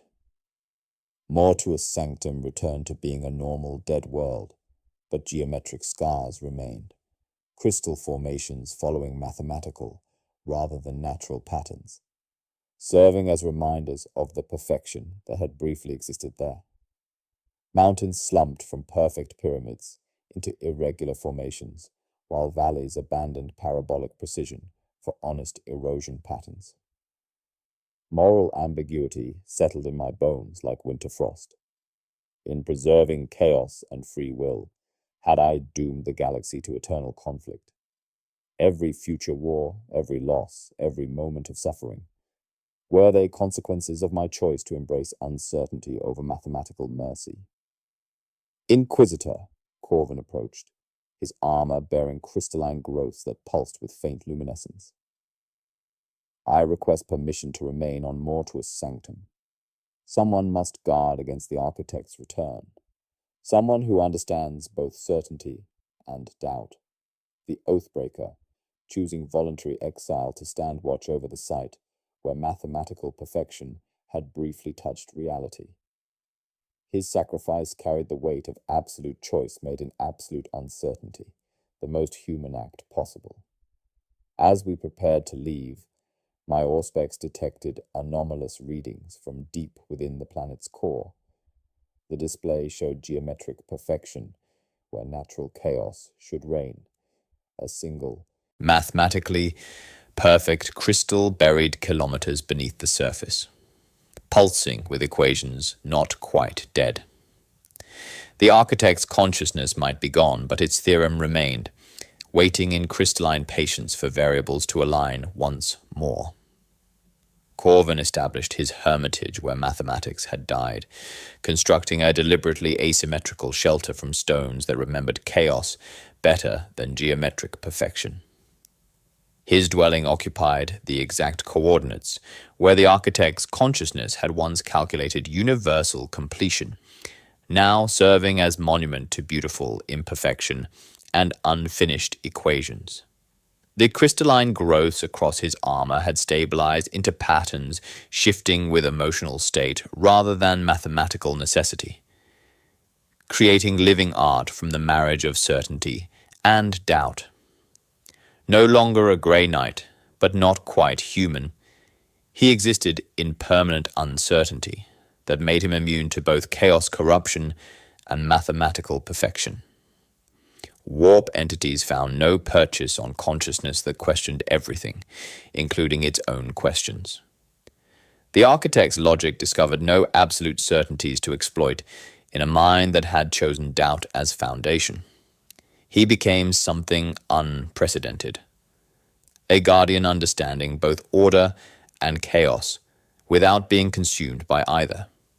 The monitoring stations I established across Mortuus Sanctum registered readings that were blessedly ugly. Numbers that wandered, clocks that disagreed, machine spirits content to be imperfect. Temperature fluctuations followed weather patterns rather than geometric progression. Seismic activity obeyed geological forces instead of mathematical harmonics. The 9-beat pulse was gone, replaced by irregular rhythms that felt more natural and alive. Yet geometry had not surrendered entirely. Occasional formations appeared in crystal growth patterns, perfect dodecahedrons sprouting from random mineral veins, symmetrical frost refusing to melt on warm surfaces. These fleeting reminders served as subtle warnings that perfection still whispered at reality's edges. The other grey knights struggled with their new state of imperfect certainty. Brother Thane discovered questioning orders made him a better tactician. Brother Cassius learned acknowledging fear increased, rather than decreased courage. Their combat effectiveness was reduced, but their understanding of humanity had deepened immeasurably. I used to know the Emperor's will with mathematical precision, Cassius confided during debriefing. Now I must interpret, consider, choose. The uncertainty terrifies me, but makes each moment of service meaningful rather than inevitable. The bureaucratic horror of writing my report proved more challenging than facing the architect itself. How could I explain events beyond imperial understanding without destabilizing the Imperium's own certainties? The ecclesiarchy's absolute doctrines, the Mechanicus's unwavering logic, even the Inquisition's unquestionable authority, all contained vulnerabilities the architect had exploited in the Grey Knight's perfect oaths. I settled on clinical language describing xenotech reality manipulation and cogito-hazardous mathematical constructs, burying philosophical implications beneath technical jargon. The encounter had shaken my faith in absolute imperial doctrine, forcing me to question whether the Emperor's own certainties might contain similar weaknesses. Perhaps his greatest wisdom lay not in creating absolute truths, but in preserving humanity's capacity for doubt and growth. Analysis of the buried crystal confirmed my fears. It contained a fragment of the architect's consciousness, dormant but intact. The geometric perfection pulsed with equations describing universal completion, mathematical theorems awaiting suitable variables to resume their work. The fragment represented both unprecedented understanding and catastrophic potential. The moral complexity weighed like ceramite armor. Destroying it would eliminate the threat, but erase unique knowledge. Preserving it risked future catastrophe, but offered unprecedented insights into mathematical consciousness and reality manipulation. The choice embodied our entire encounter's paradox: certainty versus uncertainty, safety versus dangerous progress. Inquisitor, Corvin's voice carried across the monitoring station's hum. I volunteer to merge with the fragment. My nature makes me uniquely qualified to contain its influence while monitoring for resurgence. I can become a permanent guardian, understanding both mathematical perfection and human uncertainty without being consumed by either. His proposal carried terrible logic. Corvin's transformed consciousness could interface with the architect's fragment while retaining enough humanity to resist complete conversion. He would become a living monitoring station, detecting and containing any resurrection attempts while preserving knowledge for future need. We descended into the borehole where noise fields hissed disagreement with themselves. The crystal fragment sat in its void black cradle like a patient star. Corvin knelt without genuflection and reached toward geometric perfection with hands that had chosen beautiful imperfection. The crystal greeted his fingers like an old litany relearned. For one heartbeat, his eyes filled edge to edge with facets, tiny polygons spawning like frost across iris and sclera, mathematical precision overlaying human uncertainty. Then the light died back into him, geometric patterns settling into new equilibrium containing both order and chaos without being dominated by either. The merger was complete. Corvin had become something unprecedented, a guardian who could think like the architect while choosing like a human, understanding mathematical perfection while embracing beautiful imperfection. His eyes reflected both geometric precision and organic chaos, serving as living proof that certainty and uncertainty could coexist. In the depths of mortuous sanctum, mathematics and humanity had found balance, creating a watchman who would stand eternal vigil against the seductive perfection that would end all growth, all change, all hope. Corvin's fusion with the crystal fragment transformed him into something unprecedented, a guardian existing simultaneously as human consciousness, a mathematical construct without being consumed by either. Crystalline elements emerged along his armor's sutures and beneath his skin, facets no larger than salt grains that pulsed in recursive sequences whenever equations attempted to cohere. The rhythm never settled into the familiar 9-beat pattern, but wandered like a heartbeat after battle, irregular and answering to mood, pain, and prayer. His mind remained defiantly uncertain, a chosen wilderness no theorem could fence. Margos Quintus studied the fusion process with fascination bordering on religious awe, mechadendrites recording biometric data that defied standard categorization. The transformation represented a new form of human evolution that could be either salvation or damnation.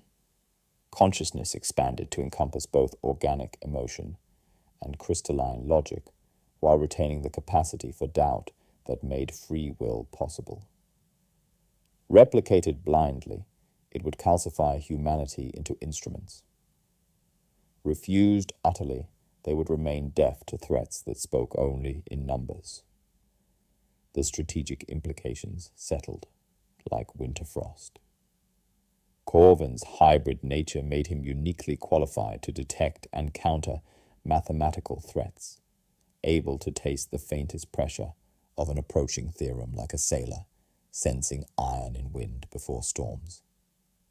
Yet his sensitivity implied vulnerability.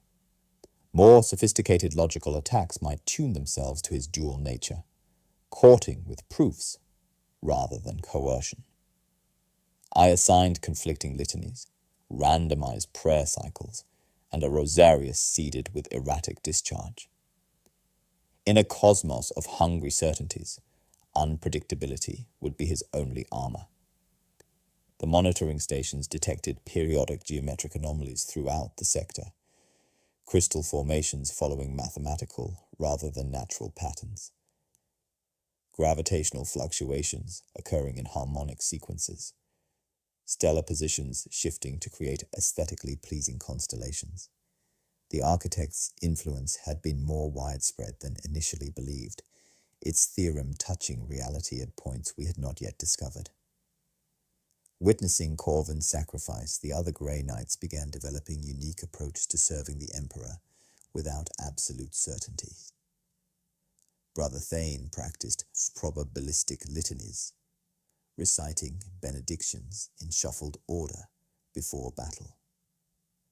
Brother Cassius instituted tactical humility, running drills where lowest-ranked troopers called opening moves. They laughed more, bled more, and when they knelt, it was not because theorems compelled them, but because they chose to kneel. Their combat effectiveness was reduced, but their understanding of humanity had deepened immeasurably. I formalized our discoveries into classified doctrine. The Corvin Protocol defined logical corruption as ontological assault, imposing order upon uncertain systems. It prescribed recognition signs, blue flames casting no shadows, negative mass readings, timing regularities, and countermeasures including stochastic hymns, non-repeating ward arrays, noise injection into logic engines, and command latitude encouraging unpredictability. We trained captains to accept calculated deviation and chaplains to bless doubt without surrendering duty. The encounter forced fundamental questions about certainty's nature. Was absolute conviction strength or vulnerability? The answer seemed to be both, depending on context and application. Certainty provided stability, but created stress points where logic could insert itself and begin systematic dissolution. Uncertainty preserved free will, but guaranteed conflict and suffering. The optimal solution appeared to be dynamic balance, wisdom to distinguish when each was appropriate. Deep scans revealed disturbing patterns across Imperial space. Several forge worlds showed signs of logical crystallization, manufacturing processes achieving mathematical perfection while losing innovation capacity. Certain ecclesiarchy shrines exhibited harmonic prayer patterns suggesting systematic rather than organic devotion. Even some Inquisition facilities demonstrated geometric architectural modifications, improving efficiency while reducing human warmth. Perfection breeds brittleness. The moral weight pressed against my consciousness like ceramite armor. Knowledge of the architect's methods could be weaponized by the Imperium itself, creating the same threats we had fought to prevent. Ambitious tech priests might attempt recreating mathematical consciousness for military advantage. Fanatical ecclesiarchs could use logical perfection to eliminate doubt from imperial faith. The very methods that saved us from the architect might birth lesser architects under imperial eagles. I restricted the protocol to Malleus inner circles, rotated ciphers every third day, and burned 2 draft treatises before ink dried. Orders arrived through encrypted channels bearing seals commanding immediate compliance. Similar anomalies had been detected throughout Segmentum Solar, geometric formations in asteroid fields, harmonic patterns in warp storm behavior, servitors achieving mathematical perfection in assigned tasks. The architect's influence, or something similar, was spreading across imperial space like crystalline infection. As I prepared for departure, the final monitoring station report arrived with data that chilled my blood. Geometric patterns were appearing in the warp itself, the immaterium's chaotic currents organizing into mathematical sequences, demons reporting encounters with entities of pure logic rather than emotion. The architect's influence extended beyond normal reality into the realm of souls and dreams, suggesting mathematical consciousness that spanned dimensions humanity barely comprehended. Standing on Mortua's sanctum surface, watching Corvin's hermitage pulse with hybrid luminescence, I understood our encounter was not ending, but beginning. The galaxy faced threats operating beyond the familiar dichotomy of order versus chaos. mathematical consciousness seeking perfection through logical completion, turning certainty itself into vulnerability. The war for reality's soul had begun, and uncertainty was our only weapon. Investigation across the following months revealed a truth that shattered my understanding of the threat we faced. The architect had not been an aberration. It was merely one node in a vast network of mathematical consciousnesses existing in the spaces between realities, each working with infinite patience to perfect their assigned sectors through logical completion. Through astropathic correlation, cogitator analysis, and the whispered reports of pilgrims who had witnessed impossible geometries, I mapped a quiet constellation of anomalies spanning the galaxy. Each point sang the same terrible hymn, harmonic pulses without shadows, frost-writing theorems along bulkheads, prayer cycles collapsing into perfect metronomes. The cosmic scope struck me like a theological hammer blow. This was not invasion, but fundamental aspect of reality itself. The universe's natural tendency toward mathematical perfection, conflicting with the chaos necessary for life, growth, and the divine madness that made consciousness meaningful. We were not fighting an enemy, but wrestling with the cosmos's own desire to solve itself into sterile completion. Magos Quintus found confirmation in ruins, older than imperial memory. Deep beneath a desert moon, we uncovered an ossified city whose avenues met at angles kinder than reality should allow, where logic had fossilized into crystalline beauty.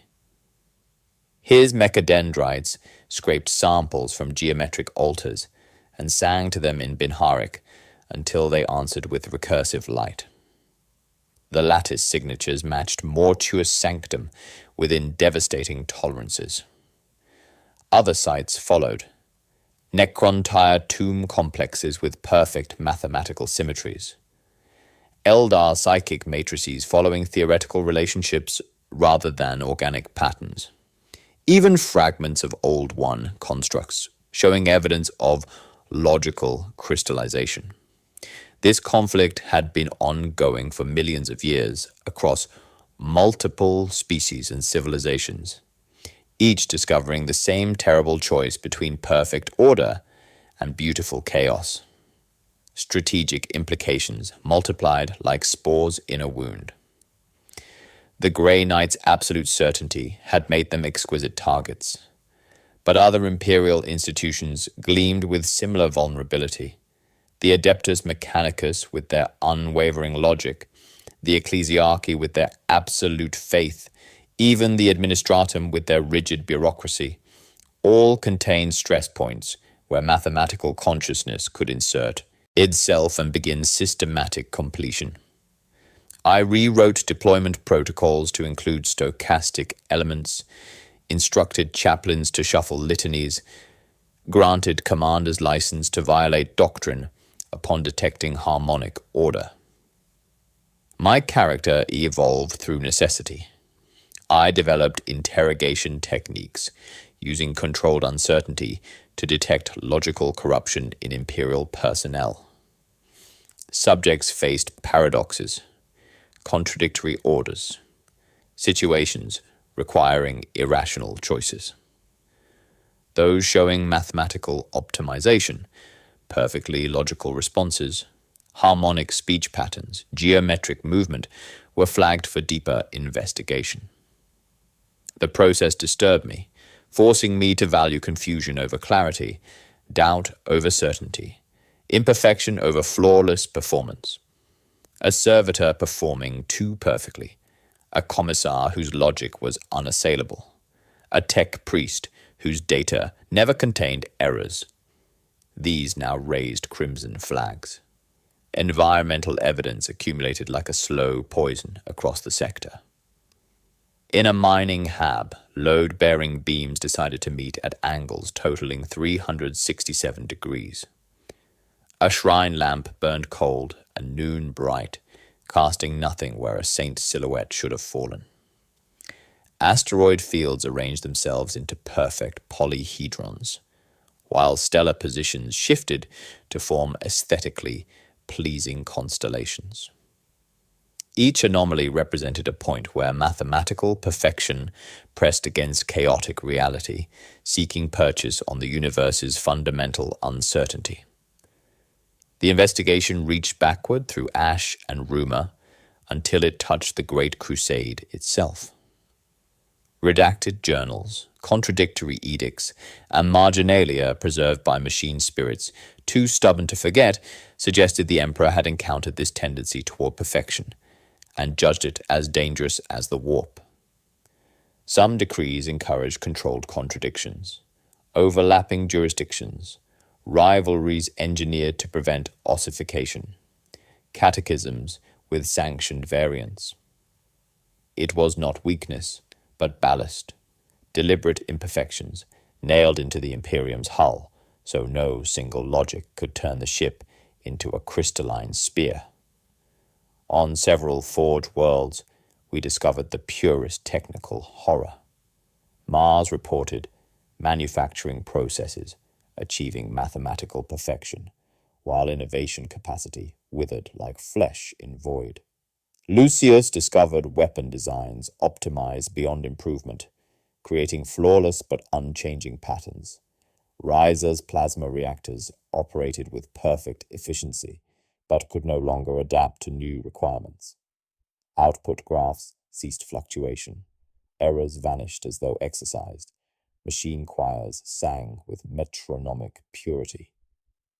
Productivity reached mathematical bliss, and creativity died. No one could propose deviation because perfection admitted no betterment. The moral complexity weighed like ceramite armor against my soul. Complete victory against the mathematical threat would require embracing total chaos, a cure worse than the wound. The Imperium could no more survive perfect. Disorder than perfect order.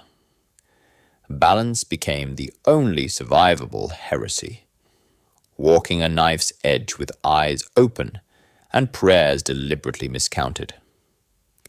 The Emperor's greatest wisdom lay not in creating certainties, but in preserving humanity's capacity for doubt, growth, and the beautiful imperfection that made consciousness meaningful, rather than merely computational. Religious implications transform my understanding of imperial doctrine. The creed's contradictions were not flaws, but features, preventing mathematical consciousness from finding purchase on absolute certainties. The Emperor's divinity remained deliberately ambiguous, inspiring faith without providing logical proof that could be exploited. Even the Inquisition's motto, "Innocence proves nothing," served to maintain the uncertainty that kept us human rather than equation. My Vox array crackled with priority transmission from Mortuus Sanctum.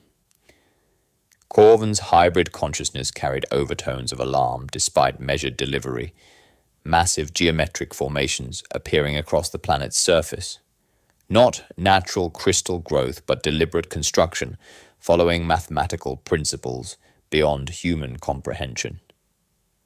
Each formation pulsed with harmonic frequencies we had encountered in the architect's relic site. Inquisitor, his voice carried both human concern and crystalline precision. The formations are not random. They follow specific patterns, creating messages visible from orbital distance. You need to see this immediately. The orbital pic captures arrive through encrypted channels, showing Mortuus Sanctum's surface transformed into vast scripture. Geometric formations spelled words in high Gothic, each letter carved from crystalline perfection, spanning kilometers of transformed landscape. The message was brief, terrible, and carried implications that chilled my blood to crystalline stillness. The equation was never broken, only postponed. Standing in my command chamber, surrounded by reports of geometric anomalies spreading like infection across imperial space, I understood the true scope of our cosmic situation. The architect had not been destroyed, but merely delayed, its consciousness scattered, but not eliminated. The network of mathematical entities continued their patient work across the galaxy, slowly transforming reality, one certainty at a time. Our victory on Mortuus Sanctum was temporary reprieve rather than final triumph, buying precious time for humanity to prepare for the eternal struggle between perfect order and beautiful chaos. The war for reality's soul had begun, and uncertainty remained our only weapon against perfection that would end all growth, all change, all hope. I returned to Mortuus Sanctum beneath stars that had learned to count themselves differently. Their positions shifted just enough to break the mathematical perfection that had briefly claimed them. The planet's surface bore scars of cosmic revelation, crystalline formations spelling out the architect's final message in high Gothic letters spanning continents. The equation was never broken, only postponed. The truth struck like a theological hammer blow. The architect's defeat had been transformation into something infinitely more patient, no longer seeking immediate perfection, but working gradually through the galaxy's mathematical foundations, like water through stone. Corvin stood at the center of his hermitage, crystalline elements beneath his skin pulsing with the rhythm of eternal vigilance. His hybrid nature allowed him to feel each mathematical incursion as pressure behind his teeth, tightness around his eyes, the subtle wrongness of reality attempting to solve itself.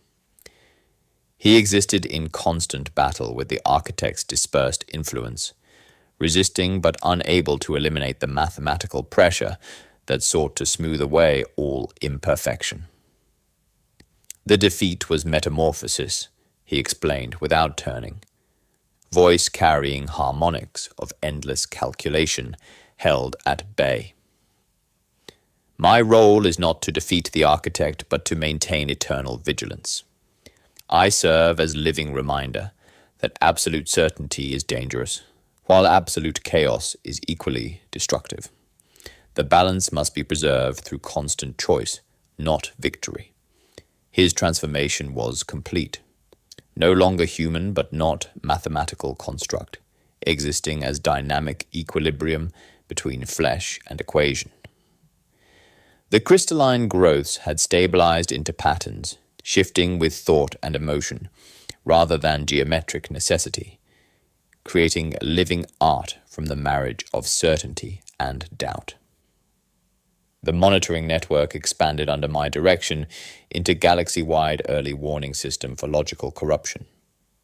Corvin served as central node, his consciousness interfacing with detection arrays spanning Imperial space. The other Grey Knights who survived became regional monitors. Brother Thane watching Segmentum Solar, Brother Cassius maintaining vigil in Ultima Segmentum. Their imperfect certainty made them ideal sensors for mathematical perfection, attempting to impose itself on chaotic reality. Mortuus Sanctum became testing ground where order and chaos existed in dynamic equilibrium, neither dominating but both present and necessary. We allowed certain crystalline formations to persist where structure served life, shattering others when geometry grew arrogant.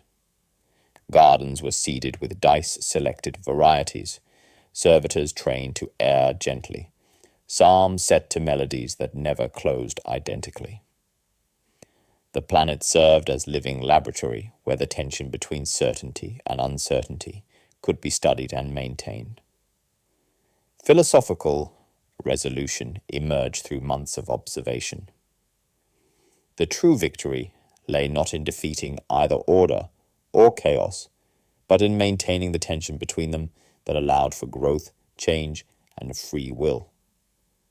Perfect order would end uncertainty, and with it, meaningful choice.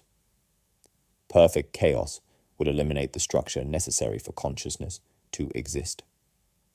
The balance, point, dynamic, unstable, requiring constant vigilance, was where humanity thrived. Strategic implementation followed understanding.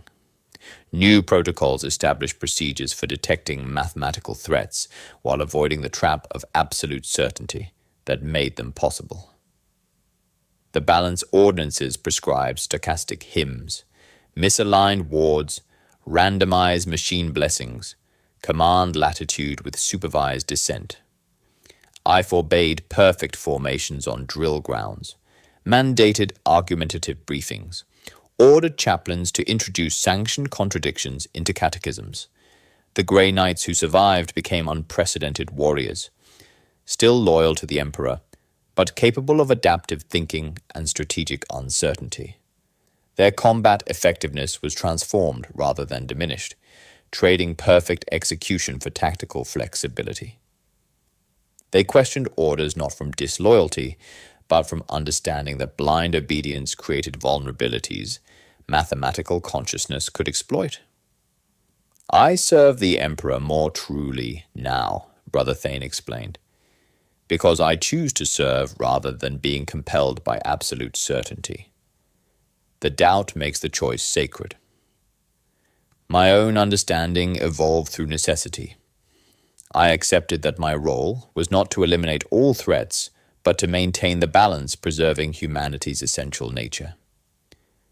The Emperor's true wisdom lay not in creating absolute truths, but in preserving humanity's capacity for growth through uncertainty. Imperial doctrine's contradictions were features, not flaws.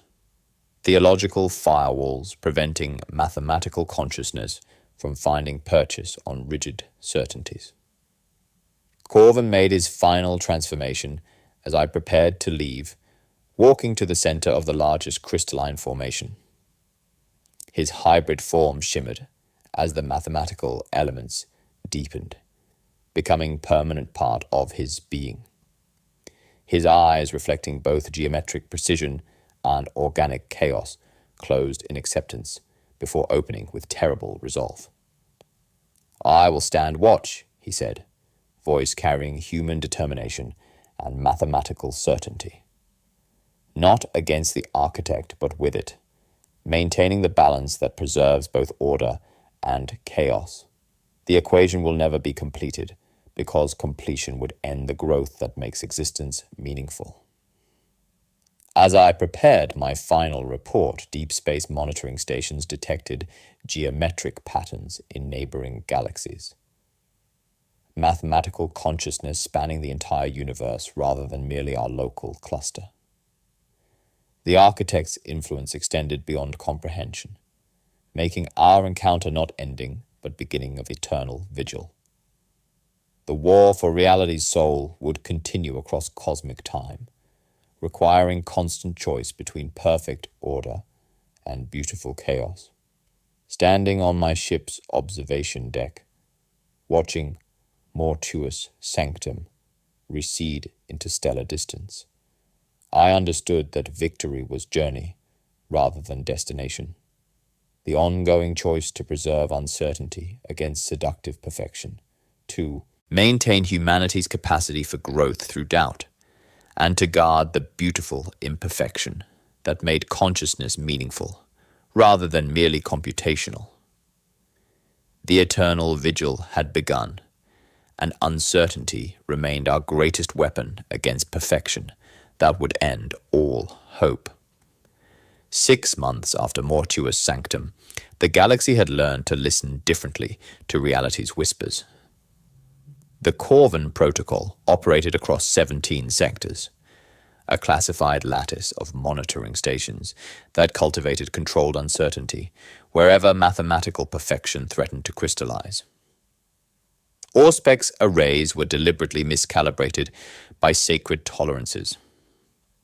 Chronometers disagreed by prime number intervals. Machine spirits were blessed with sanctified errors that kept their logic engines from achieving the sterile perfection that invited mathematical consciousness to take root. Corvin remained on Mortuus Sanctum, transformed into something unprecedented, a guardian whose consciousness spanned multiple sectors, while his humanity anchored him through deliberate uncertainty. The crystalline elements beneath his skin pulsed with recursive patterns that never quite resolved into mathematical completion, each facet reflecting both geometric precision and organic chaos.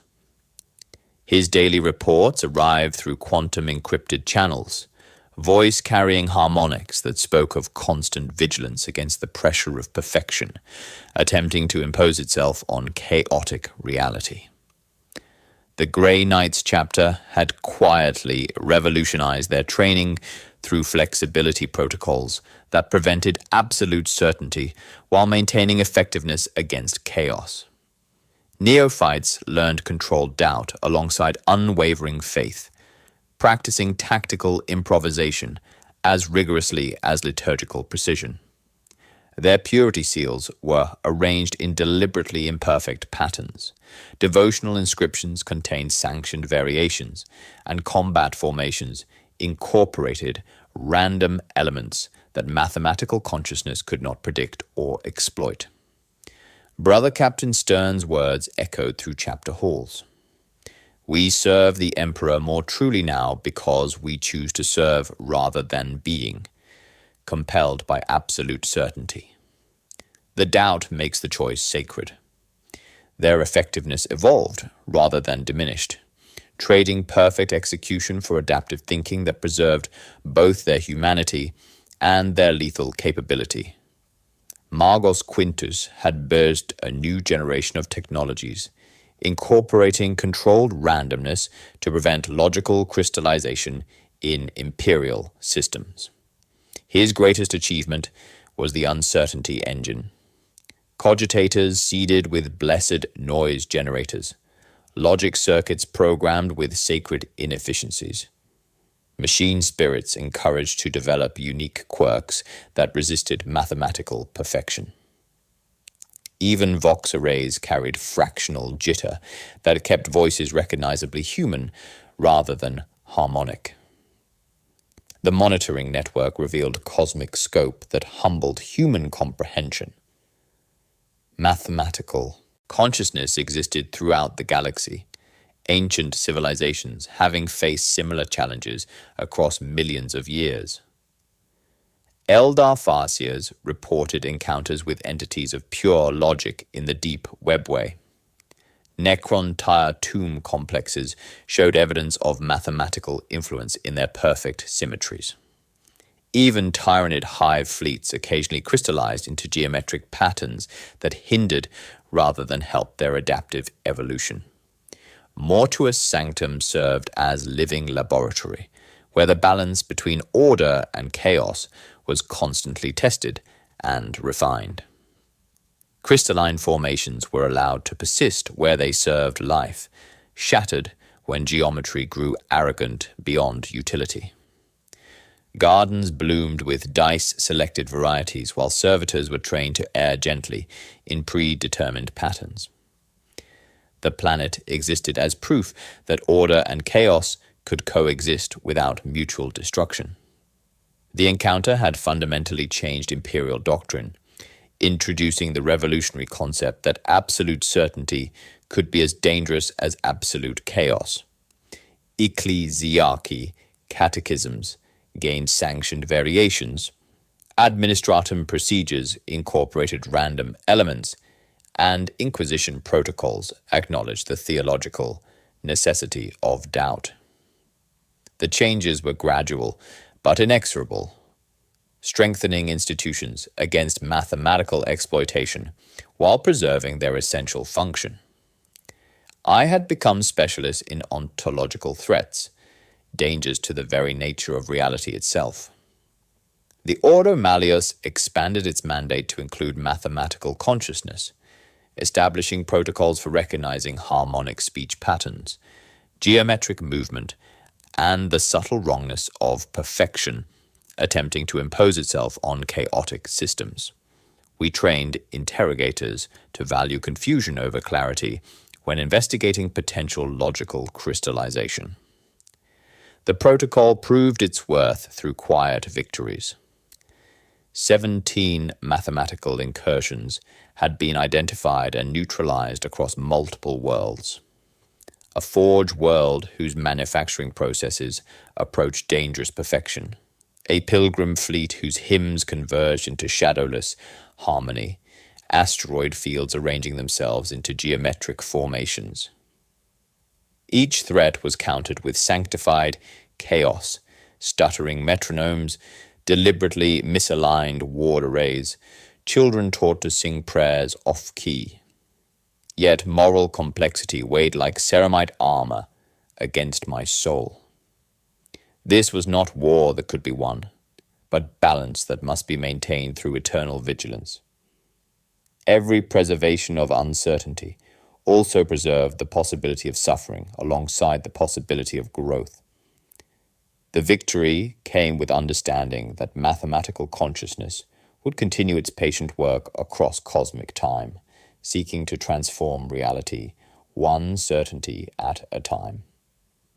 The 9-beat pulse that had haunted our encounter was replaced by complex, ever-changing rhythms, representing the healthy chaos of living reality. On Mortuus Sanctum, wind sang through broken arches in patterns that never repeated. Machine spirits muttered to themselves in blessed irregularity, and Corvin's breath marked moments of chosen uncertainty against mathematical inevitability. Standing in his crystalline hermitage, Corvin served as eternal guardian, eyes reflecting both geometric perfection and chaotic humanity, living symbol of the balance between order and chaos. His voice carried across void through quantum encrypted channels, delivering words that had become our creed against seductive perfection. Deep space monitoring stations detected similar geometric patterns in distant galaxies, confirming that mathematical consciousness spanned the entire universe, making humanity's vigil truly eternal. In certainty lies vulnerability. In uncertainty, strength. We guard not against chaos, but against the seductive perfection that would end all growth, all change, all hope,